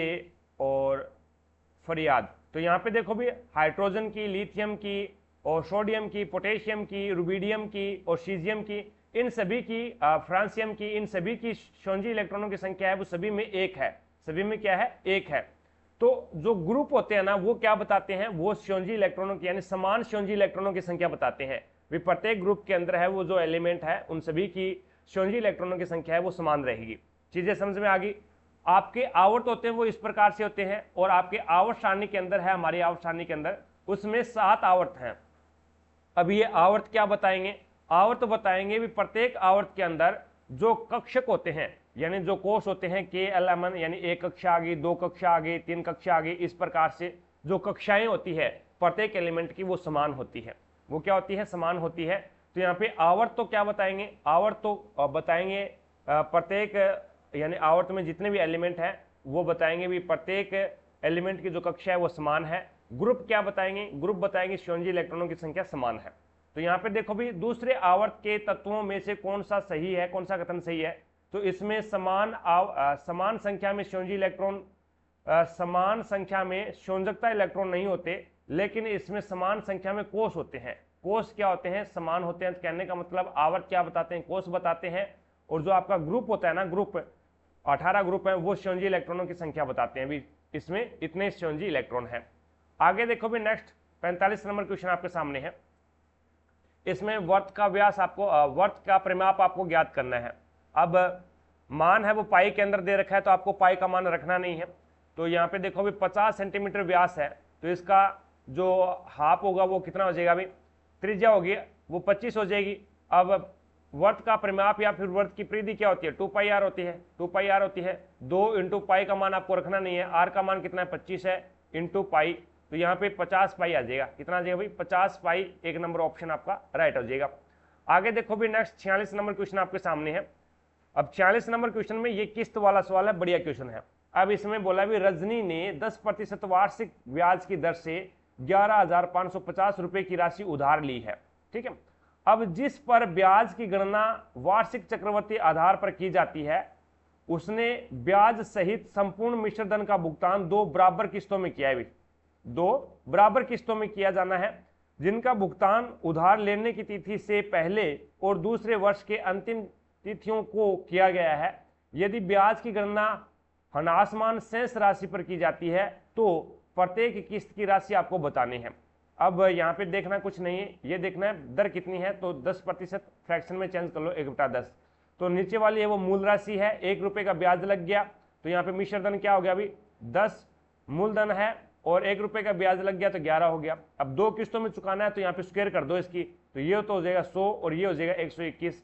अब 2 बराबर किस्तें हैं तो बराबर करोगे तो इसको क्या है 11 से गुणा करना पड़ेगा आपको, इसको 11 से गुणा करोगे तो इसको भी 11 से गुणा करोगे तो ये हो जाएगा आपका 110 और ये आपका 100 है ही। अब टोटल देखो भी कितना धन है, 1 और 210 है।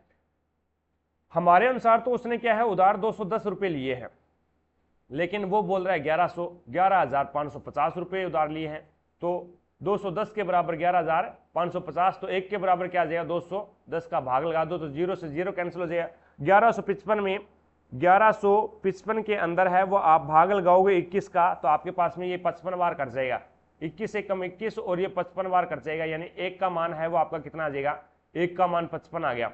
अब आपको मान किसका ज्ञात करना है, तो यहाँ पे इसने बोला प्रत्येक किस्त की राशि बतानी है, तो प्रत्येक किस्त की राशि है वो 121 रुपये है, तो 121 इंटू 55 कर दो, 121 इंटू 55 करोगे तो 5 5 2 10 और 5 से कम 5 और 1 6, तो यहाँ पे 5 0 6, तो ये आ जाएगा 5 5 6 6, तो ये आ जाएगा 6,655, यानी आपका राइट आंसर होगा 4 नंबर ऑप्शन।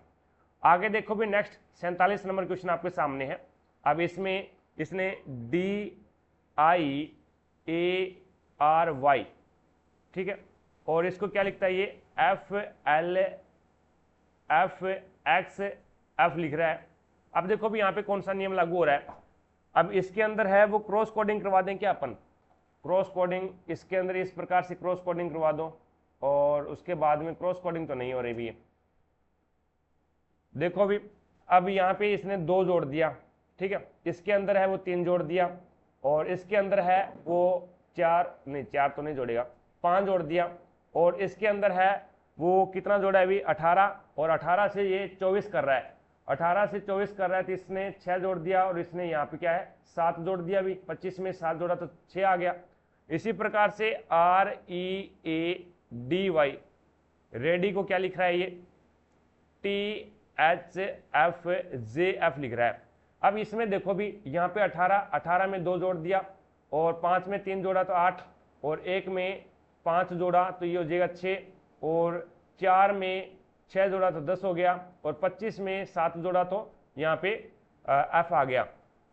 अब यही यहाँ पे लगा दो भी ERROR है, पहले 2 जोड़ेगा, फिर 3 जोड़ेगा, फिर 5 जोड़ेगा, फिर 6 जोड़ेगा, फिर 7 जोड़ेगा, तो 5 और 2 7, 7 पे आएगा G, और 18 और 3 21 U आ जाएगा, और 18 और 5 23, 23 पे W आता है, और 15 और 6 21 U आ जाएगा, और R आता है 18 पे, और 18 और 7 कितने होते हैं भी 18 और 7 25 होते हैं, तो ये आ जाएगा Y। तो यहाँ पे आपका 1 नंबर ऑप्शन है वो राइट आंसर हो जाएगा। अगला क्वेश्चन देखो भी 48 नंबर क्वेश्चन करंट अफेयर का है। नेक्स्ट पे चलता हूँ, 49 नंबर क्वेश्चन देखिएगा। अब 49 नंबर क्वेश्चन में आपको बोला हुआ एक चतुर्भुज है PQRS में कोण R और कोण S के समद्विभाजक है, भी बिंदु T पर है, और T है ना ये बिंदु ये चतुर्भुज के अंदर है पर मिलते हैं। इस प्रकार से एक अपन बना लेते हैं, अभी चतुर्भुज बना लेते हैं इस प्रकार से, ठीक है, ये लो चतुर्भुज बना दिया, और इसमें ये P है, ये Q, ये R हो गया, और ये S हो गया। अब कोण R और कोण S को समद्विभाजित दो समान भागों में विभाजित करता है, इस प्रकार से थोड़ा सा बढ़िया तरीके से बना दें अभी, ये लो, और ये कोई बिंदु T है यहाँ पे, ठीक है, ये बिंदु T है। अब ये जो कोण है इसने दे रखा है, यदि कोण P और कोण Q का अनुपात, कोण P और कोण Q का अनुपात अब 2:3 है, तो कोण Q और कोण P के माप का अंतर आपको बताना है, और ये आपको क्या दे रखा है, ये आपको दे रखा है 87.5। अब आपको पता है त्रिभुज के तीनों कोणों का मान कितना होता है 180 होता है। अब मेरे पास में ये कोण और ये कोण आ सकता है ना, ये कोण और ये कोण आ जाएगा, कोई दिक्कत नहीं है। तो 180 में से माइनस कर दो 87.5। अब 87.5 है वो आप माइनस करोगे 87.5, अब 10 में से 5 जाएगा 5, और 9 में से 7 जाएगा 2, और यहाँ पे आ जाएगा आपका 0, और ये हो जाएगा 102, यानी 102.5 क्या क्या कर दिया, एक मिनट, इधर से ऐसे लेंगे, ये हो जाएगा आपका 17, 17 में से 8 जाएगा तो 9, यानी 92.5। अब मेरे को ये बता दो, ये त्रिभुज है, त्रिभुज आपका हो जाएगा TSR, त्रिभुज TSR में कोण S प्लस में कोण R बराबर कितना है, 92.5 है। और इसने ये बोल रखा है भी समद्विभाजक, समद्विभाजक करते हैं यानी समान दो भागों में बांटते हैं। तो मेरे को ये बता दो, ये बाहर वाला कोण, ये कोण और इस कोण का माप कितना होगा, ये कोण और इस बाहर वाले कोण का माप कितना होगा, यानी S कोण, कहने का मतलब ये है भी ये हो जाएगा कोण PST का मान और कोण QRT का मान कितना होगा, इन दोनों का योग कितना होगा ये बता दो मेरे को। तो दो समान भागों में विभाजित करता है, तो यहाँ पे कि इन दोनों का मान कितना है, 92.5 है, तो बाहर वालों का भी कितना होगा, 92.5 ही होगा, 92.5 हो जाएगा। अब यहाँ पे जो आपका ये चतुर्भुज है, चतुर्भुज के चारों कोणों का मान कितना होता है, 360 होता है भी, चतुर्भुज के चारों कोणों का मान है वो 360 होता है। तो कहने का मतलब ये क्या है भी, अब इसमें जो कोण R है ये क्या है, आधा है, और कोण S है ये भी क्या है, दो समान भागों में विभाजित है, और कोण R है ये भी क्या है, दो समान भागों में विभाजित है। तो यहाँ पे अंदर वाले का गुणा, अंदर वाले का योग 92.5 आया, तो बाहर वाले का भी 92.5 आ जाएगा।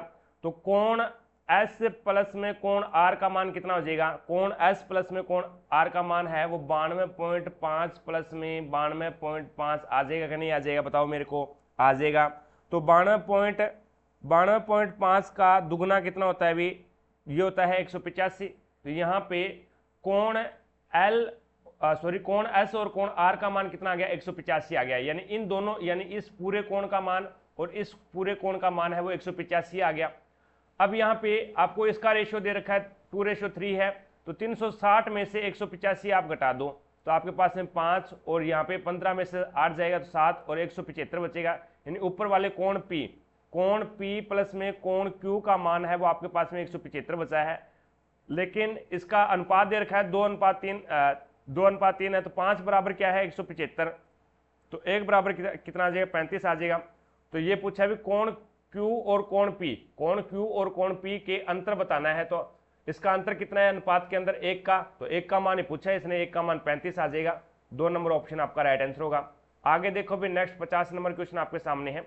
इसने बोला भी अवदेश बिंदु A से शुरू करता है, अवदेश है वो A से शुरू करता है और पूर्व में 10 मीटर चलता है, ये लो 10 मीटर चला दिया, फिर वह बाएं मुड़ता है और 10 मीटर ड्राइव करता है, बाएं मुड़ गया और 10 मीटर ड्राइव किया, फिर वह बाएं मुड़ता है और 10 मीटर चलता है, ये लो 10 मीटर चला दिया, और अंत में वह बाएं मुड़ता है और 3 मीटर चलता है, ये लो 3 मीटर चला दिया। और अब क्या कहता है, बिंदु M के ऊपर पहुंच जाता है, ये M है और ये बिंदु क्या है, A है। और उसके बाद में इसने बोला है भी बिंदु M से A तक पहुंचने में उसे दक्षिण दिशा में जाना पड़ेगा और 7 मीटर चलना पड़ेगा, क्योंकि ये दूरी कितनी है, इसके बीच की दूरी 10 है, 3 मीटर वो चल गया तो ये दूरी कितनी बची है, 7, और इससे दक्षिण में जाना पड़ेगा। तो यानी आपको 2 नंबर ऑप्शन है वो आपका राइट आंसर हो जाएगा। आगे देखो भी नेक्स्ट 51 नंबर क्वेश्चन आपके सामने है। निम्न में से कौन वसा के पायसीकरण में शामिल होता है, तो ये यकृत है वो पीत रस स्रावित करता है, और पीत रस है वो वसा का पायसीकरण करता है भी। तो यहाँ पे आपका राइट आंसर हो जाएगा 4 नंबर ऑप्शन। आगे देखो भी नेक्स्ट 52 नंबर क्वेश्चन आपके सामने है। किस भारतीय राज्य में 1 अप्रैल को उत्कल दिवस मनाया जाता है, तो उत्कल दिवस है वो ओडिशा में बनाया जाता है भी, 1 अप्रैल को उत्कल दिवस ओडिशा में बनाया जाता है। आगे देखो भी 53 नंबर क्वेश्चन आपके सामने है। त्रिकोणीय प्रिज्म के माध्यम से प्रकाश के वर्ण विक्षेपण के दौरान श्वेत प्रकाश है वो 7 रंगों की पट्टियों में विभाजित हो जाता है भी। एक त्रिकोणीय इस प्रकार से ये आपका प्रिज्म है, इसमें से क्या है एक प्रकाश की किरण आती है, श्वेत प्रकाश की किरण, और ये जब क्या प्रिज्म से अपन गुजारेंगे तो ये क्या है 7 रंगों में अलग अलग विभाजित हो जाएगी, तो 7 रंगों की पट्टियों में विभाजित हो जाती है। आपका 4 नंबर ऑप्शन राइट हो जाएगा। आगे देखो भी नेक्स्ट 54 नंबर क्वेश्चन आपके सामने है। ये दे रखा है 9/10 और यहाँ पे भाग में दे रखा है, पहले इसको सोल्व कर देते हैं। इसको सोल्व करोगे तो यहाँ पे क्या है 10 इसका क्या आ जाएगा, एलसीएम आ जाएगा, 5 दूए 10, 4 दूए 8, प्लस में 1 तो ये हो जाएगा 9/10। अब 9/10 यहाँ पे क्या है, 9/10 है। अब इसको क्या है, गुणा में निशान करेंगे, यानी यहाँ पे भाग की जगह गुणा आएगा, तो ये आगे वाली जो संख्या है, आगे वाली जो फ्रैक्शन है वो चेंज हो जाएगी। तो ये चेंज होके ये हो जाएगा भाई 10/9। 10/9, तो 9 से 9 कैंसिल, 10 से 10 कैंसिल, तो मान आ जाएगा इसका 1। जीरो मत करके आ जाना, 1 इसका राइट आंसर हो जाएगा भाई। आगे देखो भी, नेक्स्ट आपके सामने है 55 नंबर क्वेश्चन। अब इसमें बोला भी कुछ व्यक्ति एक गोल मेज के प्रीत केंद्र की ओर मुख करके बैठे हैं। ये लो भी कुछ व्यक्ति है, अब व्यक्ति अपने को नहीं बता रखा कितने हैं, ठीक है, ये व्यक्ति आपको ज्ञात करने हैं भी। अब इसने बोला भी एस है वो पी के दाईं और तीसरे स्थान पर है, तो एस को मैं यहाँ पे बिठा देता हूँ, और पी के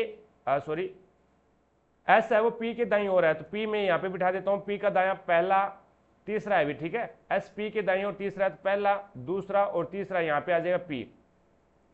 जो जेड के दाईं और चौथे स्थान पर है, तो जो किसके लिए आया है, जो पी के लिए आया है भी, जो पी के लिए आया है, यानी पी है वो क्या है, जेड के बाईं ओर है, तो जेड को मैं यहाँ पे रखूंगा, तब बायां जेड का बायां ये होगा नीचे, पहला दूसरा तीसरा और चौथा है वो पी आ जाएगा, कोई दिक्कत नहीं है। आगे इसने बोला है ए और बी के बीच में, ए और बी के बीच केवल एम बैठा है, तो मेरे को ये बता दो भी ए और बी कहाँ पे आएगा, क्या पी और यहाँ पे क्या आएगा भी, यहाँ पे एस आएगा, ये एस है भी, ठीक है। क्या पी और एस के बीच में ए और बी आ सकता है, क्या नहीं आ सकता, क्योंकि ए और बी के बीच में एम बैठा है, तो यहाँ पे ए लगा दो और यहाँ पे आपका बी लगा दो, और इनके बीच में है वो क्या है, इनके बीच है वो एम है, ठीक है। यदि मेज के प्रीत कोई अन्य व्यक्ति नहीं बैठा, तो व्यक्ति बताओ वे कितने बैठे हैं टोटल, तो 1 2 3 4 5 6 7 और 8, टोटल कितने व्यक्ति हैं, 8। 1 नंबर ऑप्शन आपका राइट आंसर होगा। आगे 56 नंबर क्वेश्चन देखो भी आपके सामने है, निम्न में से किस योजना का लक्ष्य है प्रत्येक परिवार को कम से कम एक बुनियादी बैंकिंग खाते के साथ बैंकिंग सुविधा तक सार्वभौमिक पहुंच, वित्तीय साक्षरता, ऋण तक पहुंच, बीमा और पेंशन सुविधा प्रदान करके देश के सभी परिवारों का व्यापक वित्तीय समावेश सुनिश्चित करना है, तो वो है प्रधानमंत्री जन धन योजना। प्रधानमंत्री जन धन योजना, यानी 4 नंबर ऑप्शन आपका राइट आंसर होगा। आगे देखो भी, नेक्स्ट 57 नंबर क्वेश्चन आपके सामने है। अब 57 नंबर क्वेश्चन में आपको दिया गया है, दो संख्याएं याद कीजिए जिनका मध्य अनुपाती 14 है और तृतीय अनुपाती है वो आपका 48:02 है। तो देखो भी यहाँ पे पहले तो इसको सोल्व करते हुए मध्य अनुपाती 14 दे रखा है इसने, मध्य अनुपाती 14 दे रखा है, तो एक संख्या ए है, मध्य अनुपाती का मतलब क्या होता है वो देखना, ए और उसके बाद में अनुपात, यहाँ पे मध्य अनुपाती 14 आ जाएगा, और जो मध्य अनुपाती का रेशियो होता है वही रेशियो है वो तृतीय अनुपाती का होता है, तो यहाँ पे भी 14 आएगा, और यहाँ पे कोई संख्या बी है, ठीक है, दो संख्याएं हैं। अब इनका आपस में क्या होता है, बार बार वाले का गुणा होता है और अंदर अंदर वाले का गुणा होता है, तो ये होता है ए बी बराबर कितना आ जाएगा, ए बी बराबर 196, तो समीकरण नंबर आपके पास में 1 बन गई। अब दूसरी कंडीशन के अंदर तृतीय अनुपाती आपको दे रखा है 48:02, तृतीय अनुपाती है वो 48:02 दे रखा है, तो यहाँ पे देखो संख्या ए और दूसरी संख्या वो बी है, और जो द्वितीय अनुपाती का जो रेशियो होता है वही रेशियो है वो आपका तृतीय अनुपाती का होता है भी, तो यहाँ पे आपके पास में क्या आ जाएगा 48:02 आ जाएगा भी ये, ठीक है। जो रेशियो है वो द्वितीय अनुपाती का होता है वही रेशियो है वो आपका तृतीय अनुपाती का होता है, तो अंदर अंदर वाले का गुणा, तो बी स्क्वायर बराबर में क्या आ जाएगा, ये 48:02 इंटू ए आ जाएगा। अब यहाँ से आप बी का मान निकाल लो, यहाँ से बी का मान निकालोगे समीकरण नंबर 1 से, ये समीकरण नंबर 2 है, बी का मान निकालोगे तो ये हो जाएगा बी बराबर क्या आ जाएगा भैया, बी बराबर, या फिर ए का मान निकाल लो, ए का मान निकालोगे तो ए बराबर क्या आ जाएगा 196/बी आ जाएगा। अब ये ए का मान है वो समीकरण नंबर 2 में रख दो, तो बी स्क्वायर बराबर में क्या आ जाएगा, बी स्क्वायर बराबर में आ जाएगा 48:02 इंटू 196 में क्या आ जाएगा बी। अब बी यहाँ पे क्या है, भाग में है, बराबर से दूसरी साइड में जाएगा तो ये गुणा में हो जाएगा भाई, ये गुणा में होगा तो ये हो जाएगा बी स्क्वायर, क्या हो जाएगा भाई, बी स्क्वायर बराबर में बी की क्यूब होगा भाई, बी स्क्वायर तो पहले से है, बी एक और आ जाएगा, तो बी की क्यूब बराबर क्या आ जाएगा 48:02 इंटू 196।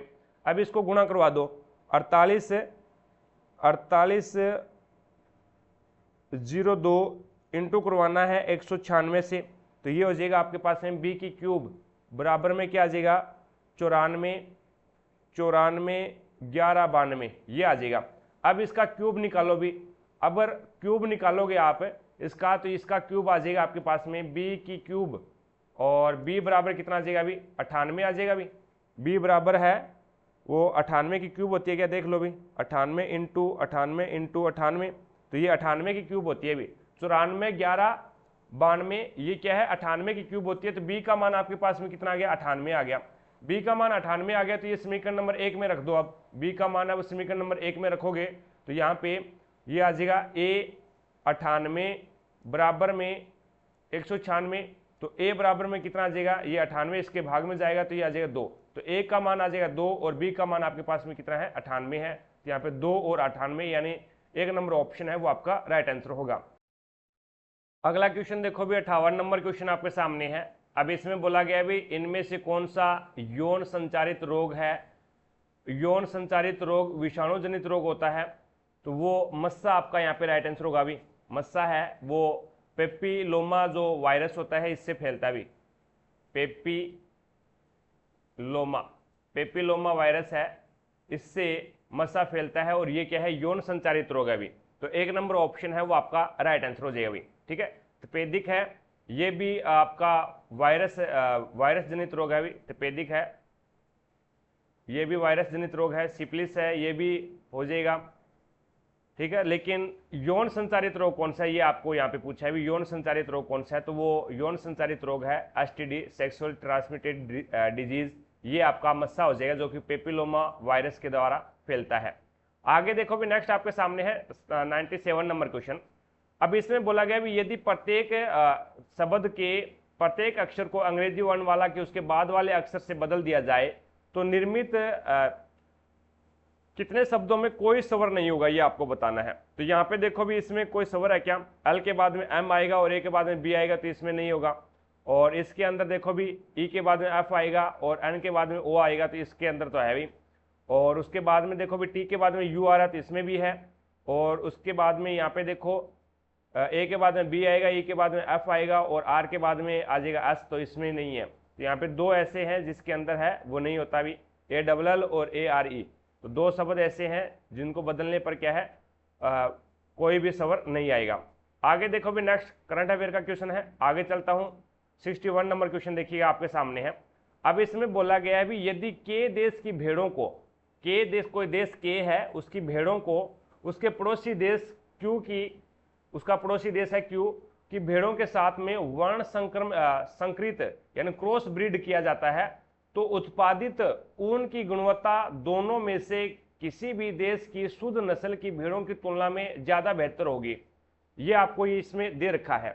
ठीक है, अगर क्या है देश यानी यहाँ पे कोई देश के है उसमें जो भेड़ है उसका और जो देश क्यू है उसकी में जो भेड़ है उनका आपको क्रॉस ब्रीड करवाया जाता है, तो जो उत्पादित ऊन की गुणवत्ता है वो दोनों देशों में से किसी भी देश की शुद्ध नस्ल है उनकी भेड़ों की तुलना में क्या है ज्यादा बेहतर होगी। अब निष्कर्ष क्या निकाला जा सकता है कि भेड़ की किन्हीं 2 नस्लों को सफलतापूर्वक एक दूसरे के साथ संकरित किया जा सकता है। ये इसके अंदर है वो नहीं बताया गया अभी संकरित किया जाता है या नहीं किया जाता है। अभी भेड़ की किन्हीं 2 नस्लों को सफलतापूर्वक एक दूसरे के साथ संकरित यानी ब्रीड किया जा सकता है, इसके बारे में इसने नहीं बोला गया, लेकिन इसमें ऊन के बारे में बताया गया है अभी। ठीक है, स्टेटमेंट के अंदर, लेकिन ये फर्स्ट के अंदर बोल रहा है भी कोई भी 2 नस्लों को सफलतापूर्वक क्या है एक दूसरे के साथ संकरित किया जा सकता है। अब दूसरा देखो भी, दूसरा क्या है, जब वर्ण संकरित भेड़ों का ऊन बाजार में सस्ती कीमतों पर आसानी से उपलब्ध हो जाएगा तो इन दोनों में से किसी एक भी देश की शुद्ध नस्ल की भेड़ से उत्पादित ऊन की मांग है वो कम हो सकती है। तो यहाँ पे ये बिल्कुल सही है भी, यानी जब वर्ण संकरित भेड़ का ऊन है वो बाजार में सस्ती कीमतों पर आसानी से उपलब्ध हो जाए तो इन दोनों में से किसी भी देश की शुद्ध नस्ल की भेड़ से उत्पादित ऊन की मांग है वो कम हो सकती है। ये बिल्कुल सही है, पहला गलत है इसमें। आगे देखो भी नेक्स्ट 62 नंबर क्वेश्चन आपके सामने है। निम्न में से कौन सा एक सह अभाज्य संख्या का युग्म है। सह अभाज्य संख्या का युग्म में आपको पता होना चाहिए HCF है वो 1 होता है भी। सह अभाज्य संख्या का जो युग्म यानी जोड़ा है उसमें HCF एक होता है, तो 61 और 16 का HCF एक आता है भी, देख लेना 61 और 16 का HCF है वो एक आएगा। 2 नंबर ऑप्शन आपका राइट आंसर होगा। ये क्या है, सह अभाज्य संख्याएं होती है। आगे देखो भी नेक्स्ट आपके सामने है 63 नंबर क्वेश्चन। इसमें बोला गया भी कोई भी गुलाब है वो क्या है, गुड़हल नहीं है। तो यहाँ पे गुड़हल है वो गुलाब के अंदर नहीं जाएगा, तो ये हो जाएगा भी गुड़हल, ठीक है, ये गुड़हल है और ये गुलाब के अंदर नहीं जाएगा। और कुछ गुड़हल है वो कमल है, कुछ गुड़हल है वो क्या है, कमल है। अब देखो भी निष्कर्ष क्या है, कोई भी गुलाब कमल नहीं है, कोई भी गुलाब है वो कमल नहीं है, तो ये गलत हो जाएगा। क्यों नहीं है भी, कमल हो सकता है भी, कमल हो सकता है, यानी ये डायग्राम यहाँ पे न बन करके ये डायग्राम यहाँ पे भी तो बन सकता है। इस प्रकार से कमल वाला है वो इस प्रकार से भी तो बन सकता है, कोई दिक्कत नहीं है, बन सकता है। आगे देखो भी कुछ कमल गुलाब नहीं है, कुछ कमल है वो गुलाब नहीं है। अब मैं आपको बताता हूँ भी कौन से कमल गुलाब नहीं है। अब ये वाले जो कमल है ना वो गुलाब नहीं है, क्योंकि ये गुड़हल है, ये कमल है वो क्या है, गुड़हल है। और गुड़हल है वो किस में नहीं जा रहा, कमल के अंदर, गुड़हल है वो गुलाब के अंदर नहीं जा रहा।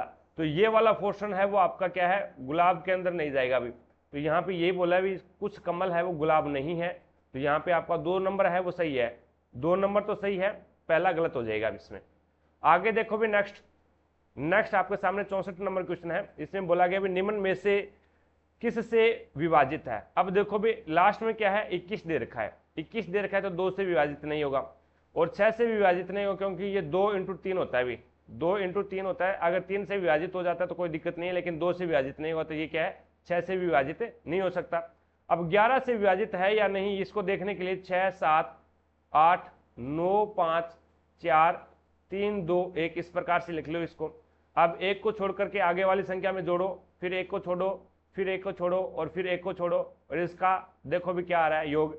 6 और 8 14, 14 और 5 19, 19 और 3 22 और 1 23, यानी 23 आ रहा है।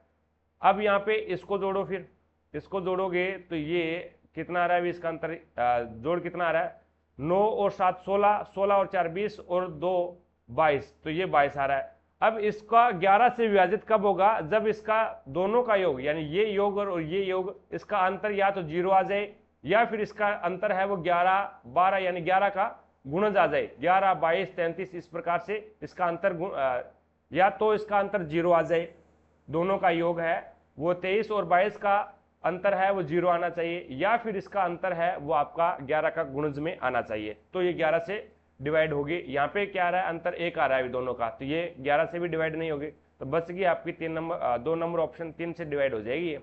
आगे देखो भी नेक्स्ट निम्नलिखित में से कौन सी एक वन्य जीव अभ्यारण्य है, तो वो मानस हो जाएगा, जो कि असम के अंदर है भी। 1 नंबर ऑप्शन है वो आपका राइट आंसर हो जाएगा भी। आगे देखो भी नेक्स्ट आपके सामने है 66 नंबर क्वेश्चन। अब इसमें बोला गया है भी किसी चुंबकीय क्षेत्र में स्थित एक सीधे धारावाही चालक पर आरोपित बल से निम्न कथनों पर विचार करना है। तो इसने बोला भी चुंबकीय क्षेत्र की दिशा उलटने पर बल की दिशा समान रहती है, नहीं, चुंबकीय क्षेत्र की दिशा अगर आप उलटते हो तो बल की दिशा भी उलट जाती है। तो ये बोल रहा है भी दिशा समान रहती है, पलटने के ऊपर भी नहीं, पलट जाती है, तो ये कैंसिल हो जाएगा। अगला दे रहा है ये बल की दिशा फ्लेमिंग के बाएं हाथ के नियम का उपयोग करके निर्धारित की जाती है, बिल्कुल सही है। बै से बल और बै से बायां बहुत बार बताया गया है, बै से बल और बै से बायां, तो बल की दिशा ज्ञात करने के लिए आपको क्या है, बाएं हाथ के नियम का यूज करना पड़ेगा। तो यहाँ पे 3 नंबर ऑप्शन है वो 4 नंबर ऑप्शन है वो आपका राइट आंसर होगा, केवल बी। आगे देखो भी नेक्स्ट आपके सामने है भारत में पहली पंचवर्षीय योजना ने 2.1 का लक्ष्य रखा गया था, यानी भारत में पहली पंचवर्षीय योजना का जो वृद्धि दर रखी गई थी वो 2.1 रखी गई थी, लेकिन आपको प्राप्त कितने हुई, तो 3.6 प्राप्त हुई थी वो, यानी आपका 1 नंबर ऑप्शन राइट हो जाएगा। आगे देखो भी नेक्स्ट 68 नंबर क्वेश्चन आपके सामने है, रेखित और अरेखित पेशी कोशिकाओं में क्या अंतर है। रेखित और अरेखित पेशी कोशिकाओं में क्या अंतर है, तो अरेखित पेशी कोशिकाएं, अरेखित पेशियों का ऐच्छिक संकुचन नहीं होता, अरेखित पेशियों का ऐच्छिक संकुचन नहीं होता, जबकि ऐच्छिक पेशियों का अपनी इच्छा के अनुसार संकुचन होता है, बिल्कुल सही बात है। ये एक इसमें अंतर होता है अरेखित और रैखित पेशियों के अंदर, अरेखित पेशियों का ऐच्छिक संकुचन नहीं होता, जबकि ऐच्छिक पेशियों का अपनी इच्छा के अनुसार संकुचन होता है। आगे देखो भी नेक्स्ट 69 नंबर क्वेश्चन आपके सामने है। अब इसने बोला भी एक पाइप एक टंकी को दूसरे पाइप की तुलना में 3 गुना जल्दी भर सकता है। दोनों पाइप एक साथ मिलकर टंकी को 32 मिनट में भर सकते हैं, तो धीमे पाइप द्वारा अकेले टंकी को भरने में कितना मिनट लेगा ये आपको बताना है। ये पाइप ए है और ये पाइप बी है। अब यहाँ पे देखो भी एक पाइप है, वो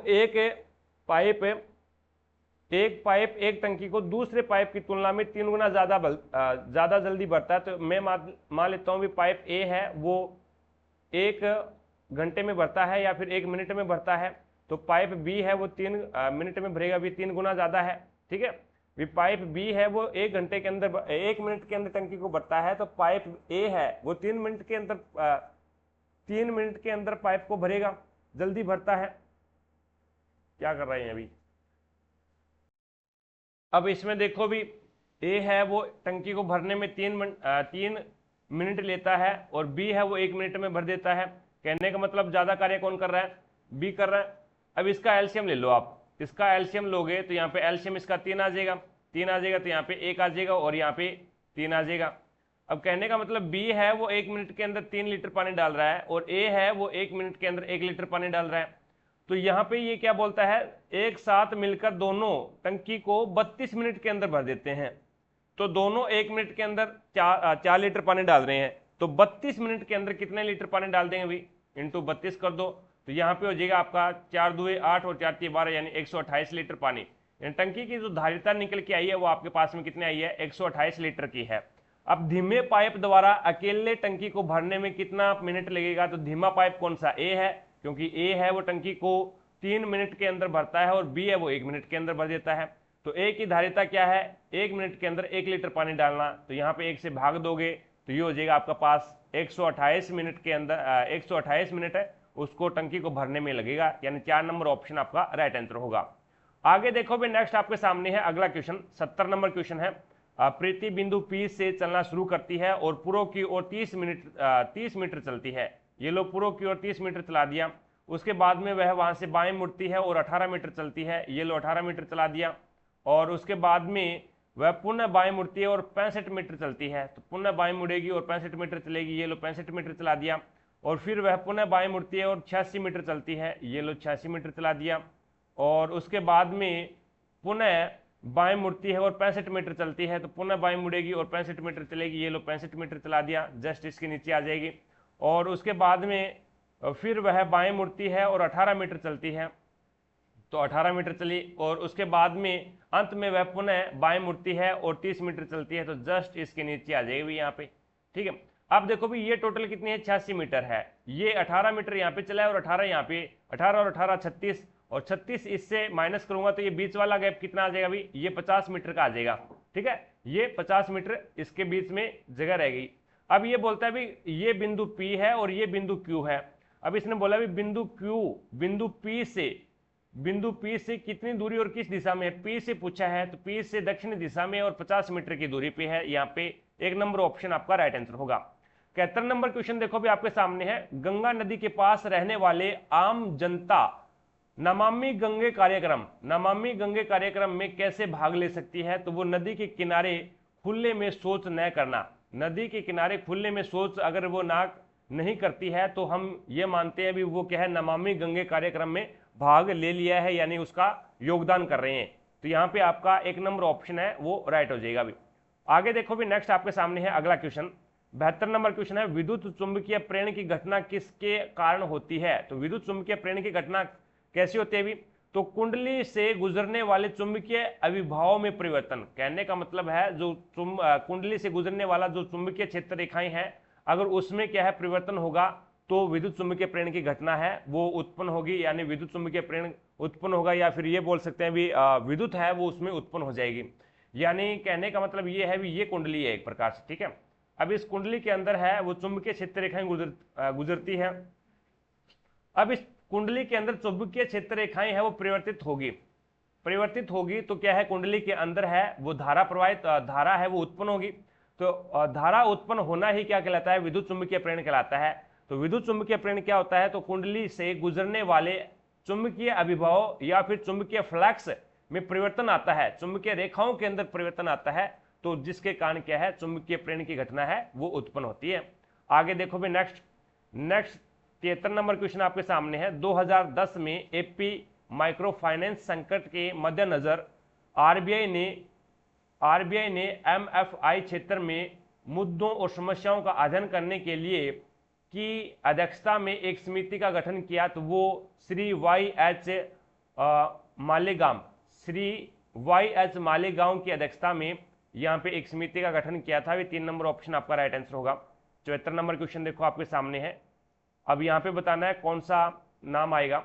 अब जी है, जी से इसने एल लिखा है तो कितना जोड़ दिया 5, जी 7 पे आता है, 7 और 5 12, 12 और 7 12 और 5 12 और 5 17, 17 और 5 22 और 22 और 5 कितने हो जाएंगे भी, 22 में 5 जोड़ोगे तो 22 और 5 27, 27 पे आ जाएगा ए। इसी प्रकार से ई 5 पे आता है, 5 और 5 10, 5 15, 5 20 और 5 25, 25 पे आ जाएगा वाई, यानी प्रत्येक के अंदर 5 5 का गैप कर रहा है भी। और डी 5 4 पे आता है, 4 और 5 9, 9 और 5 14, 14 और 5 19, 19 और 5 19 और 5 हो जाएंगे आपके 24, 24 पे आपका आ जाएगा एक्स। उसके बाद में संख्या के अंदर देखो भी 14 3 17 3 20, 20 3 23 और 23 और 3 26, तो यहाँ पे आपका राइट आंसर होगा 3 नंबर ऑप्शन। आगे देखो भी नेक्स्ट 75 नंबर क्वेश्चन आपके सामने है। अब 75 नंबर क्वेश्चन में बोला गया भी निम्न में से कौन सा भारत का सबसे बड़ा बाघ अभ्यारण्य पार्क है। भारत का सबसे बड़ा बाघ अभ्यारण्य पार्क कौन सा है, तो नागार्जुन सागर बाघ परियोजना है जो कि आंध्र प्रदेश में अभी। तो इसने पूरा लिखा है नागार्जुन सागर श्रीशैलम बाघ अभ्यारण्य जो कि तेलंगाना और आंध्र प्रदेश में है, और वैसे इसको आंध्र प्रदेश में माना जाता है। भी 3 नंबर ऑप्शन है वो आपका राइट आंसर होगा। नागार्जुन सागर श्रीशैलम बाघ परियोजना कहाँ पे है, ये तेलंगाना और आंध्र प्रदेश में है, लेकिन वैसे इसको आंध्र प्रदेश में ही माना जाता है। तो यहाँ पे 3 नंबर ऑप्शन आपका राइट आंसर होगा। आगे देखो भी नेक्स्ट 76 नंबर क्वेश्चन आपके सामने है। अब इसमें बोला गया भी SHOUT को क्या लिखता है, ये VLTAA ये लिख रहा है। अब देखो भी कौन सा नियम लग रहा है, एस आता है 19 पे, 19 और 3 आप बोलोगे 22, 8 और 4 12, 15 और 5 20 और यहाँ पे 26 21, 21 और 7, 21 और 7 कितने हो जाते हैं भी, 21 और 6 कर दो, 21 और 6 26, 21 और 6 27, 27 पे आ जाएगा ए, और 20 और 6 20 और 7 आएगा, 20 और 7 27, 27 पे आएगा 1। ठीक है, तो इसी प्रकार से 3 4 5 6 7 जोड़ रहा है, तो इसमें WHITE को क्या लिखेगा, तो पहले 3 जोड़ेगा, 3 जोड़ेगा तो ये Z आ जाएगा, यानी 23 और 3 26, और फिर 4 जोड़ेगा तो 8 और 4 12, और फिर 9 में 5 जोड़ेगा, 9 और 5 14 N, और T आता है 20 पे, 20 और 6 26 Z, और उसके बाद में 5 ये आता है 5 पे, 5 और 7 12 L। तो यहाँ पे आपका 1 नंबर ऑप्शन राइट हो जाएगा।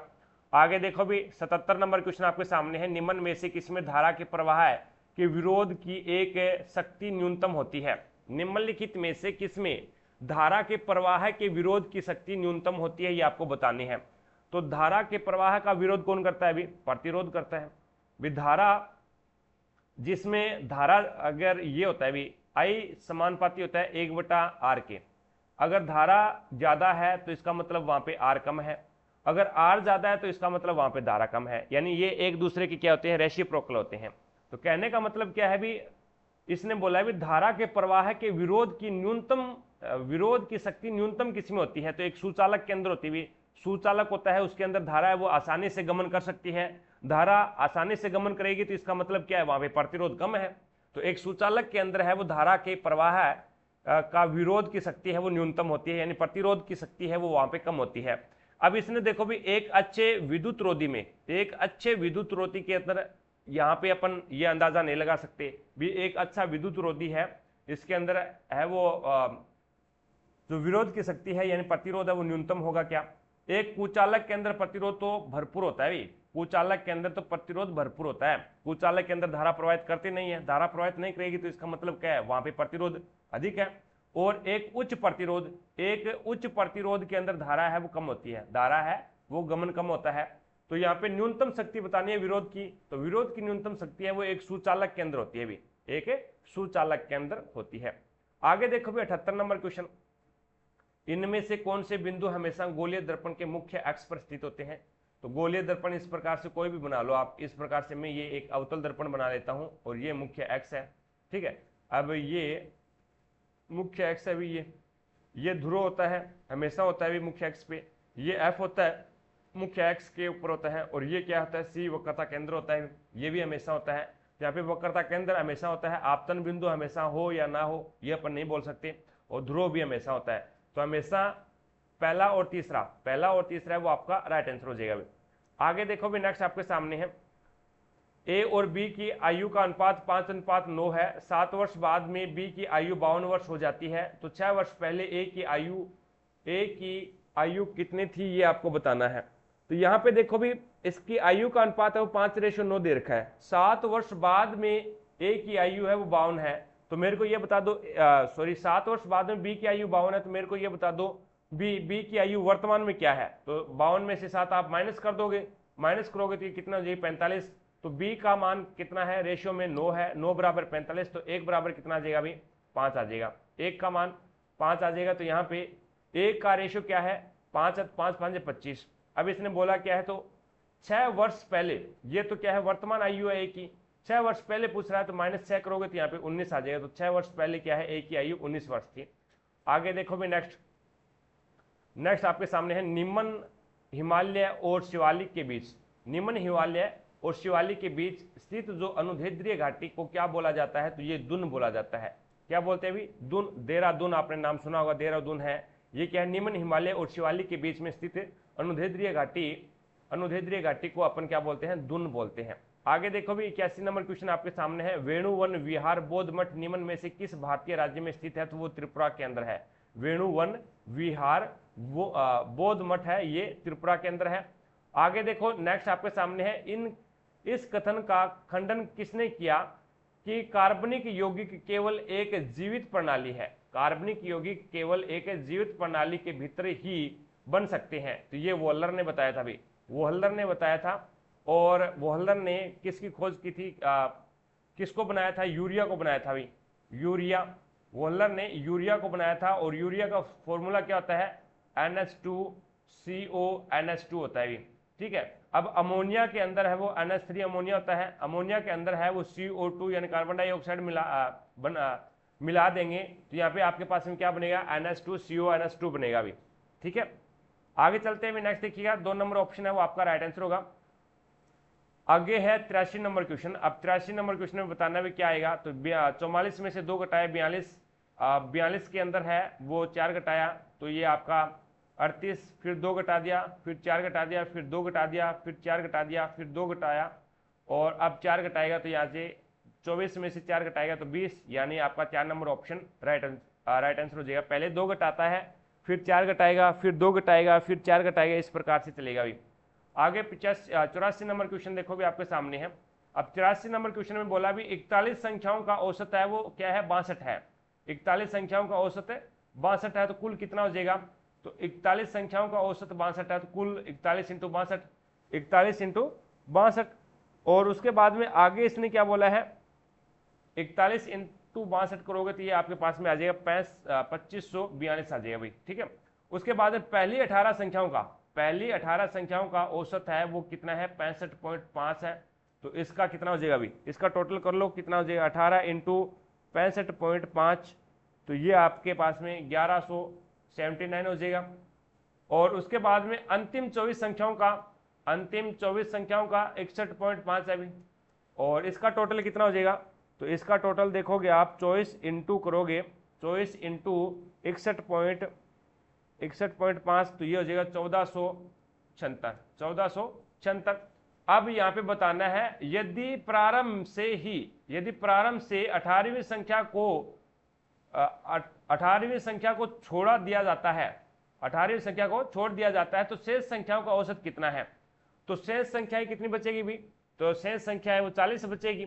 अब देखो इन दोनों को घटा करके इन दोनों को जोड़ो, 1179, 1179 प्लस में 1476, इन दोनों को जोड़ोगे तो ये आ जाएगा आपके पास में 2655 आ जाएगा भाई, 2655 आ जाएगा। अब आपको ज्ञात क्या करना है, 2655 है।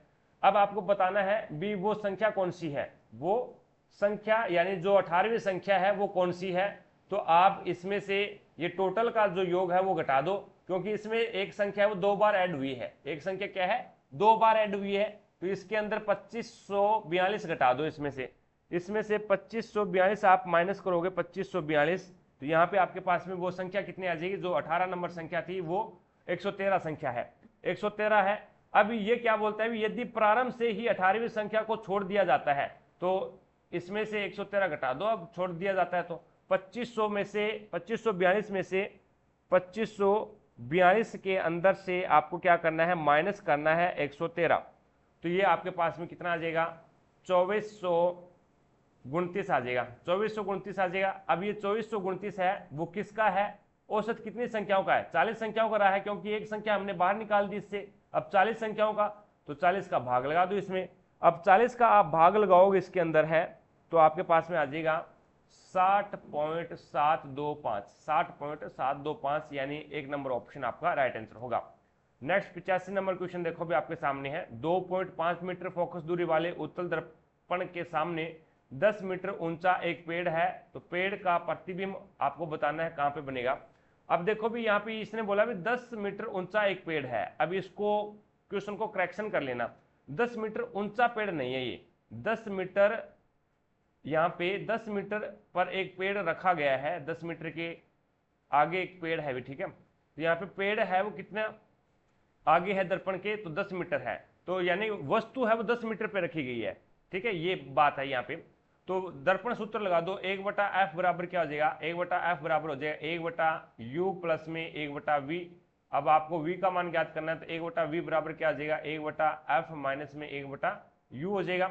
अब दर्पण कौन सा है, उत्तल दर्पण है, तो उत्तल दर्पण तो यहाँ पे फोकस दूरी है वो समान रहेगी, फोकस दूरी है वो सॉरी पॉजिटिव रहेगी। तो ये हो जाएगा 1/v बराबर क्या हो जाएगा, 1/2.5, पॉइंट हटा दो यहाँ से, 10 लगा दो ऊपर, पॉइंट हटा दो और 10 लगा दो, तो मैं पॉइंट पहले से हटा देता हूँ, 25, 10/25। और यहाँ पे आपका जो u है, u का मान क्या है, यानी दर्पण के बाईं ओर रखी गई है वस्तु को, यानी पेड़ है वो बाईं ओर है, 10 मीटर दूर है, 10 मीटर दूर है, तो यहाँ पे u माइनस में लेंगे, और माइनस पहले से फॉर्मूले के अंदर है तो माइनस माइनस प्लस हो जाएगा, तो ये आ जाएगा आपके पास में 1/10। तो यहाँ पे देखो भी एलसीएम कितना आ गया 50, 25 दूर 50 और 2 20 हो जाएगा, प्लस में ये 10 5 50 5 हो जाएगा।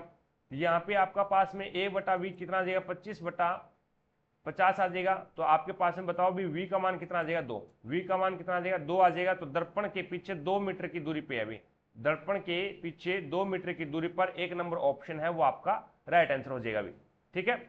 अब आपको ये भी पता होना चाहिए उत्तल दर्पण है वो हमेशा और हमेशा 2 ही कंडीशन बनती है, और उन 2 कंडीशन में दर्पण, उत्तल दर्पण है वो हमेशा आभासी, सीधा और वस्तु से छोटा प्रतिबिंब बनाता है अभी। तो आभासी बनेगा तो वो तो क्या दर्पण के पीछे बनेगा, तो यहाँ पे एक नंबर ऑप्शन आपका राइट आंसर होगा। 86 नंबर क्वेश्चन देखो अभी आपके सामने है। अब इसने बोला भी किसी पंक्ति के किसी कक्षा में सभी 20 छात्र हैं, कोई कक्षा है उसमें 20 छात्र हैं, एक सीधी पंक्ति में उत्तर की ओर मुख करके खड़े हैं। रोहन दाएं सिरे से 8वें स्थान पर खड़ा है, जबकि निखिल है वो बाएं सिरे से 10वें स्थान पर खड़ा है। रोहन और निखिल के बीच में छात्र बताने, तो दोनों का स्थान ऐड करो, देखो क्या टोटल से कम है, क्या टोटल से कम है तो टोटल से घटा दो, वही आपका आंसर होगा। तो टोटल से कम है यानी 10 और 8 18 हुए, और 18 20 में से घटाएंगे तो 2, तो उन दोनों के बीच में कितने व्यक्ति हैं, 2, आपका 3 नंबर ऑप्शन राइट हो जाएगा। आगे देखो भी नेक्स्ट आपके सामने है 27 को ये 36 के रूप में लिख रहा है, और 39 को ये 52 के रूप में लिख रहा है, और यहाँ पे 30 को ये किसके रूप में लिखेगा ये आपको बताना है। तो इस संख्या को 3 से डिवाइड करो, 3 से डिवाइड करोगे तो कितना आएगा 3, और इसको क्या है 4 से गुणा कर दो। फिर इस संख्या को 3 से डिवाइड करो तो कितना आएगा 13, और फिर इस संख्या को क्या कर दो 4 से गुणा कर दो तो 52 आ जाएगा। इसी प्रकार से इस संख्या को 3 से भाग दो, 3 से डिवाइड करो तो ये आ जाएगा 10, और फिर इसको क्या कर दो 4 से गुणा कर दो तो 40 आ जाएगा। एक नंबर ऑप्शन आपका राइट आंसर होगा। आगे देखो भी नेक्स्ट करंट अफेयर का क्वेश्चन है, अगले पे चलता हूं। अगला क्वेश्चन देखिए, विद्युत शक्ति का सही सूत्र आपको बताना है। विद्युत शक्ति का फॉर्मूला मैं आपको बहुत बार बता चुका हूं, शक्ति का और हीट का समान ही होता है। शक्ति को P से पावर लिखते हैं, ठीक है, पहला फॉर्मूला आता है वी आई, दूसरा फॉर्मूला आता है वी स्क्वायर अपॉन में आर, और तीसरा फॉर्मूला होता है पी का, वो होता है I square R. I square R, ये 3 फॉर्मूले होते हैं। तो इसमें से देख लो 4 नंबर ऑप्शन है वो आपका राइट आंसर होगा। पी बराबर होता है वी आई, ठीक है, वी इंटू आई होता है वी। आगे देखो भाई नेक्स्ट आपके सामने है 90 नंबर क्वेश्चन। अब इसने बोला है भी SO4 -2 और BA यानी बेरियम +2 की अभिक्रिया कराने पर BaSO4 की प्रकृति क्या होगी। BaSO4 की प्रकृति है वो क्या होगी, तो ये जल में अविलय होगा। अब ये जल में अविलय क्यों है, जल में अविलय इसीलिए है भी BaSO4 है, इसकी आयनन क्षमता है, कहने का मतलब है जो Ba है, Ba+2 है, इसकी जो आयनन क्षमता है वो अधिक होती है, इसकी आयनन क्षमता अधिक होती है। भी आयनन क्षमता कौन सी होती है, जो इलेक्ट्रॉन त्यागने की जो क्षमता है, आयनन क्षमता यानी जो इलेक्ट्रॉन त्यागने की क्षमता है वो क्या है, बेरियम के अंदर अधिक होती है, जिसके कारण ये क्या होता है, स्थायी होता है, जिसके कारण ये क्या है, इलेक्ट्रॉन त्याग करके ये क्या हो जाता है, स्थिर हो जाता है, यानी स्थायी हो जाता है। स्थायी होने के कारण ये क्या है, BaSO4 के साथ में क्या है, बंध बनाएगा, और ये बंध है वो जल के अणुओं से क्या है, ये जल के अणुओं में ये विलय नहीं होगा, या फिर जल के अणु है वो इसे तोड़ नहीं सकेंगे, तो वो क्या है, जल में अविलय हो जाएगा। ये क्या है, जल में अविलय होता है। तो याद रखना जो BaSO4 जो बेरियम है, बेरियम में आयनन क्षमता अधिक होती है, इसकी आयनन क्षमता अधिक का मतलब होता है इसमें इलेक्ट्रॉन त्यागने की जो क्षमता है वो अधिक होती है। तो बेरियम है वो इलेक्ट्रॉन त्याग करके BaSO4 यानी सल्फेट के साथ में क्या बना लेता है, BaSO4 बेरियम सल्फेट बन जाता है, जिसके कारण ये क्या है, स्थायी हो जाता है, जिसके कारण ये क्या है, स्थायी हो जाता है। और स्थायी होने के कारण जल के जो अणु है वो इस बंध को तोड़ नहीं पाते, जल के अणु इस बंध को तोड़ नहीं पाते, जिसके कारण ये क्या है, जल में अविलय होता है। तो 3 नंबर ऑप्शन आपका राइट आंसर होगा। आगे देखो 91 नंबर क्वेश्चन आपके सामने है, इनमें से किस क्रांतिकारी संगठन नौजवान भारत सभा के संस्थापकों में से एक थे, जिसकी स्थापना वर्ष 1926 में हुई थी, तो भगत सिंह थे। भी भगत सिंह यानी 4 नंबर ऑप्शन आपका राइट आंसर होगा। 92 नंबर क्वेश्चन देखिएगा।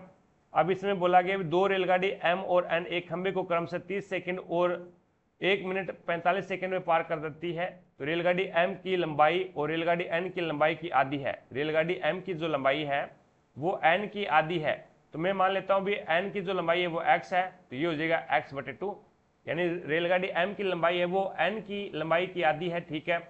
रेलगाड़ी M है वो 30 सेकंड लेती है भी पार करने में, और ये 1 घंटे 45 मिनट यानी 60 प्लस में 45, 60 सेकंड और 45, ये हो जाएगा आपके पास में 105 सेकंड लेती है ये। अब देखो भी आपको पता है चाल बराबर क्या होता है, दूरी बटा समय होता है, और एक खंबे को पार करती है तो दूरी किसकी लेंगे, आपकी रेलगाड़ी की लेंगे भी। तो चाल बराबर दूरी बटा समय होता है, चाल बराबर क्या होता है, दूरी अपॉन में समय होता है।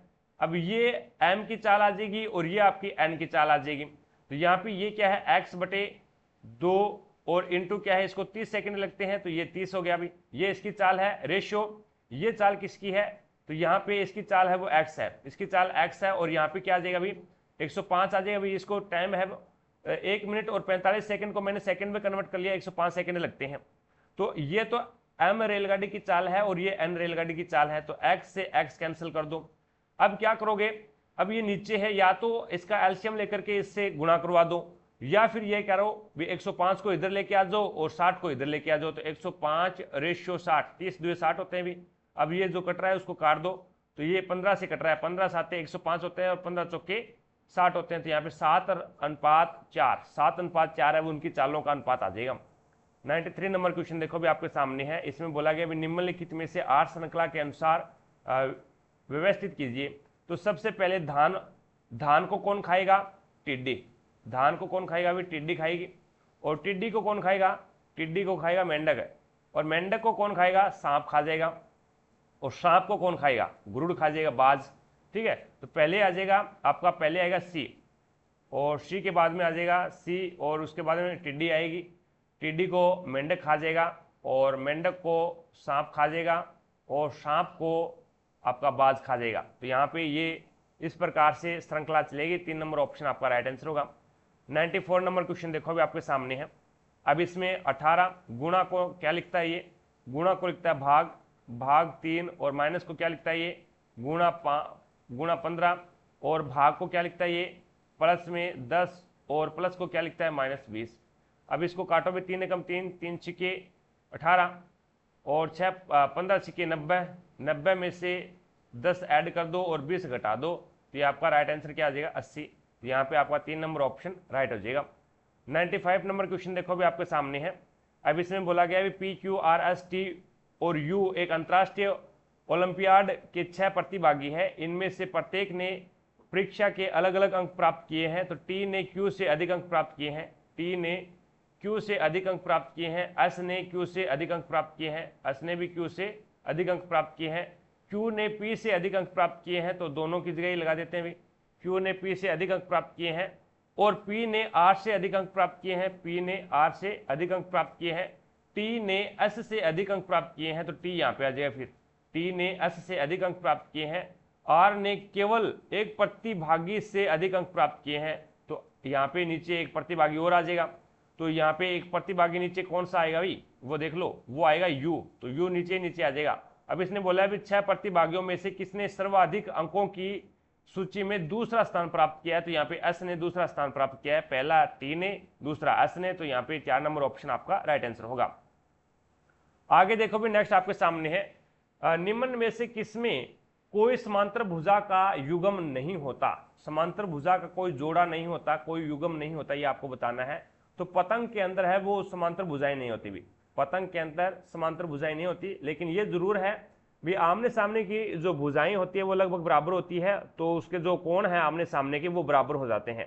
पतंग के आमने सामने के कोण है वो बराबर होते हैं, तो यहाँ पे आमने सामने की भुजा जरूर बराबर होती है पतंग के अंदर, लेकिन समांतर नहीं होती, तो यहाँ पे 3 नंबर ऑप्शन है वो आपका राइट आंसर होगा। आयत की आमने सामने की भुजा बराबर होती है और आमने सामने की जो भुजा है वो भी क्या होती है, समांतर होती है। समलम के अंदर भी 2 भुजा समांतर होती है, कोई 2 भुजा समांतर होती है समलम के अंदर, और समचतुर्भुज के अंदर है वो आमने सामने की भुजाएं समांतर होती है। आगे चलते हुए नेक्स्ट 97 नंबर क्वेश्चन देखो आपके सामने है। अब 97 नंबर क्वेश्चन में आपको दे रखा है 5 दोस्त हैं C, D, E, F और G एक गोल मेज के पीठ केंद्र की ओर मुख करके बैठे हैं। अब ये 5 दोस्त है तो 5 सीट बना लो भी, 1 2 3 4 और 1 5। अब देखो इसने क्या बोला है, G और E के बीच में केवल D बैठा है, तो G और E के बीच में केवल D बैठा है, तो यहाँ पे D आ जाएगा। अब इसने बोला है D है वो F के दाईं और दूसरे स्थान पर बैठा है, तो जो D है ना वो F के दाईं ओर, तो F को मैं यहाँ पे बिठा दूं भी, यहाँ पे F के दाईं ओर, तो F का दायां ये हो जाएगा, दाईं ओर D बैठा है, जो किसके लिए आया है, F के लिए आया है। जो यानी F है वो G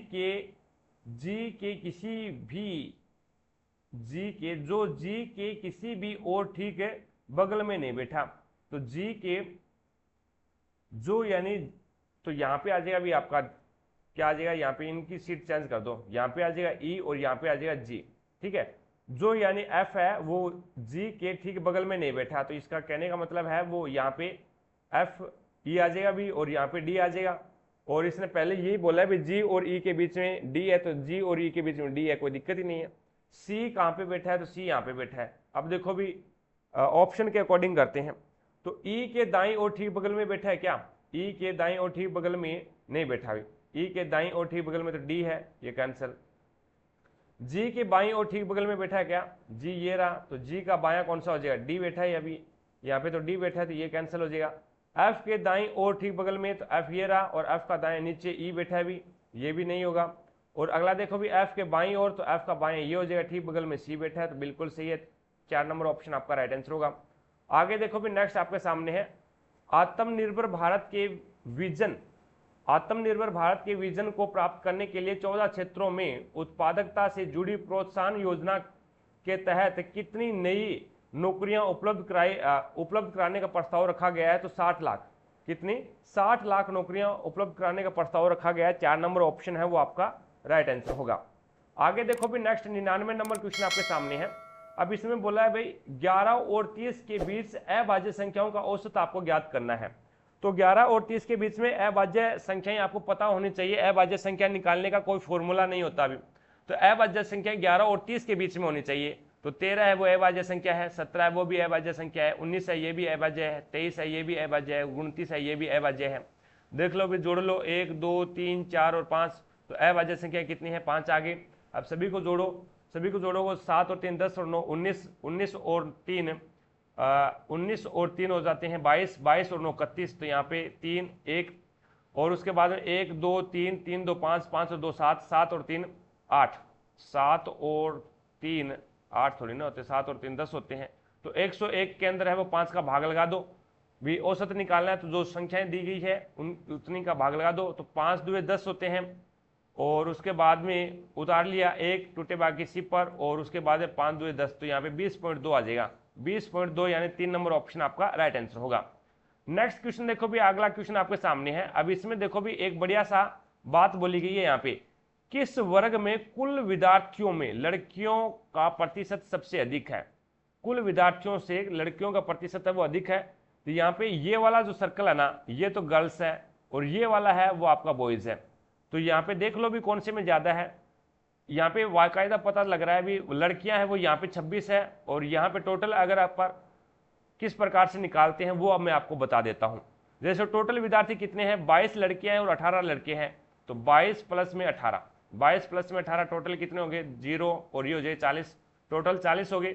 40 विद्यार्थियों में 22 विद्यार्थी लड़कियां हैं, 40 विद्यार्थी हैं टोटल, उस 40 विद्यार्थी में 22 विद्यार्थी हैं वो क्या है लड़कियां हैं, और प्रतिशत निकालने के लिए 100 से गुणा करना पड़ेगा। तो 1 से 1 कैंसिल कर दो तो ये आपके पास में 220 अपॉन में 4, तो 4 5 20 और 4 5 20, ये 55% लड़कियां हैं। इसी प्रकार से यहाँ पे देखो भी, यहाँ से तो पहले से ही क्या कम है, यहाँ पहले से ही कम है, तो ये तो हो ही नहीं सकती, ये तो देखना ही नहीं है भी, हो ही नहीं सकती। अब यहाँ पे देखो भी 26 प्लस में 14, टोटल विद्यार्थी कितने हैं 40 है।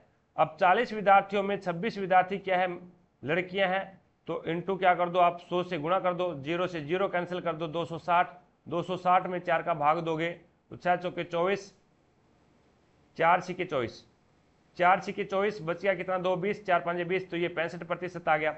अब यहाँ पे और देख लो, यहाँ पे देखोगे तो 21 और 16 कितने होते हैं, 21 और 16 ये होते हैं 7 और 37, 37 विद्यार्थी है, उस 37 विद्यार्थियों में 21 विद्यार्थी क्या है आपके लड़कियां हैं, तो 21 अपॉन में 37 इंटू 100, तो इसको भी कर लेना, इसको करोगे तो ये भी इससे कम आएगा। तो यहाँ पे आपका राइट आंसर क्या होगा 10C, 10C के अंदर है वो लड़कियों की संख्या है वो ज़्यादा है, यानी 3 नंबर ऑप्शन है वो आपका राइट आंसर होगा। तो इस प्रकार से हमारा एक पेपर और कंप्लीट हो जाता है भी। आई होप आपको प्रत्येक क्वेश्चन है वो इजीली तरीके से समझ में आया होगा। अगर फिर भी कोई भी क्वेश्चंस में आपको डाउट लगती है तो मुझे कमेंट सेक्शन में कमेंट करके जरूर बताएं, भी आपके डाउट को क्लियर किया जाएगा। क्लास पसंद आई है तो दिल से लाइक करना, ज़्यादा से ज़्यादा शेयर करना, ताकि अन्य दोस्तों को भी पता लगे भी रेलवे ग्रुप डी में किस लेवल के क्वेश्चन आते हैं और उसे कैसे सोल्व करते हैं। और चैनल पर अगर आप नए हैं तो चैनल को सब्सक्राइब करें, पास में लगे बेल आइकन को जरूर दबाएं, ताकि अपन जैसे ही नेक्स्ट वीडियो लेके आएँ तो उसका नोटिफिकेशन सबसे पहले आपके पास पहुंचे और आप तुरंत उसका लाभ उठा सको। तो आज की क्लास में इतना ही, मिलेंगे अपन नेक्स्ट क्लास में, तब तक के लिए जय हिंद, जय भारत।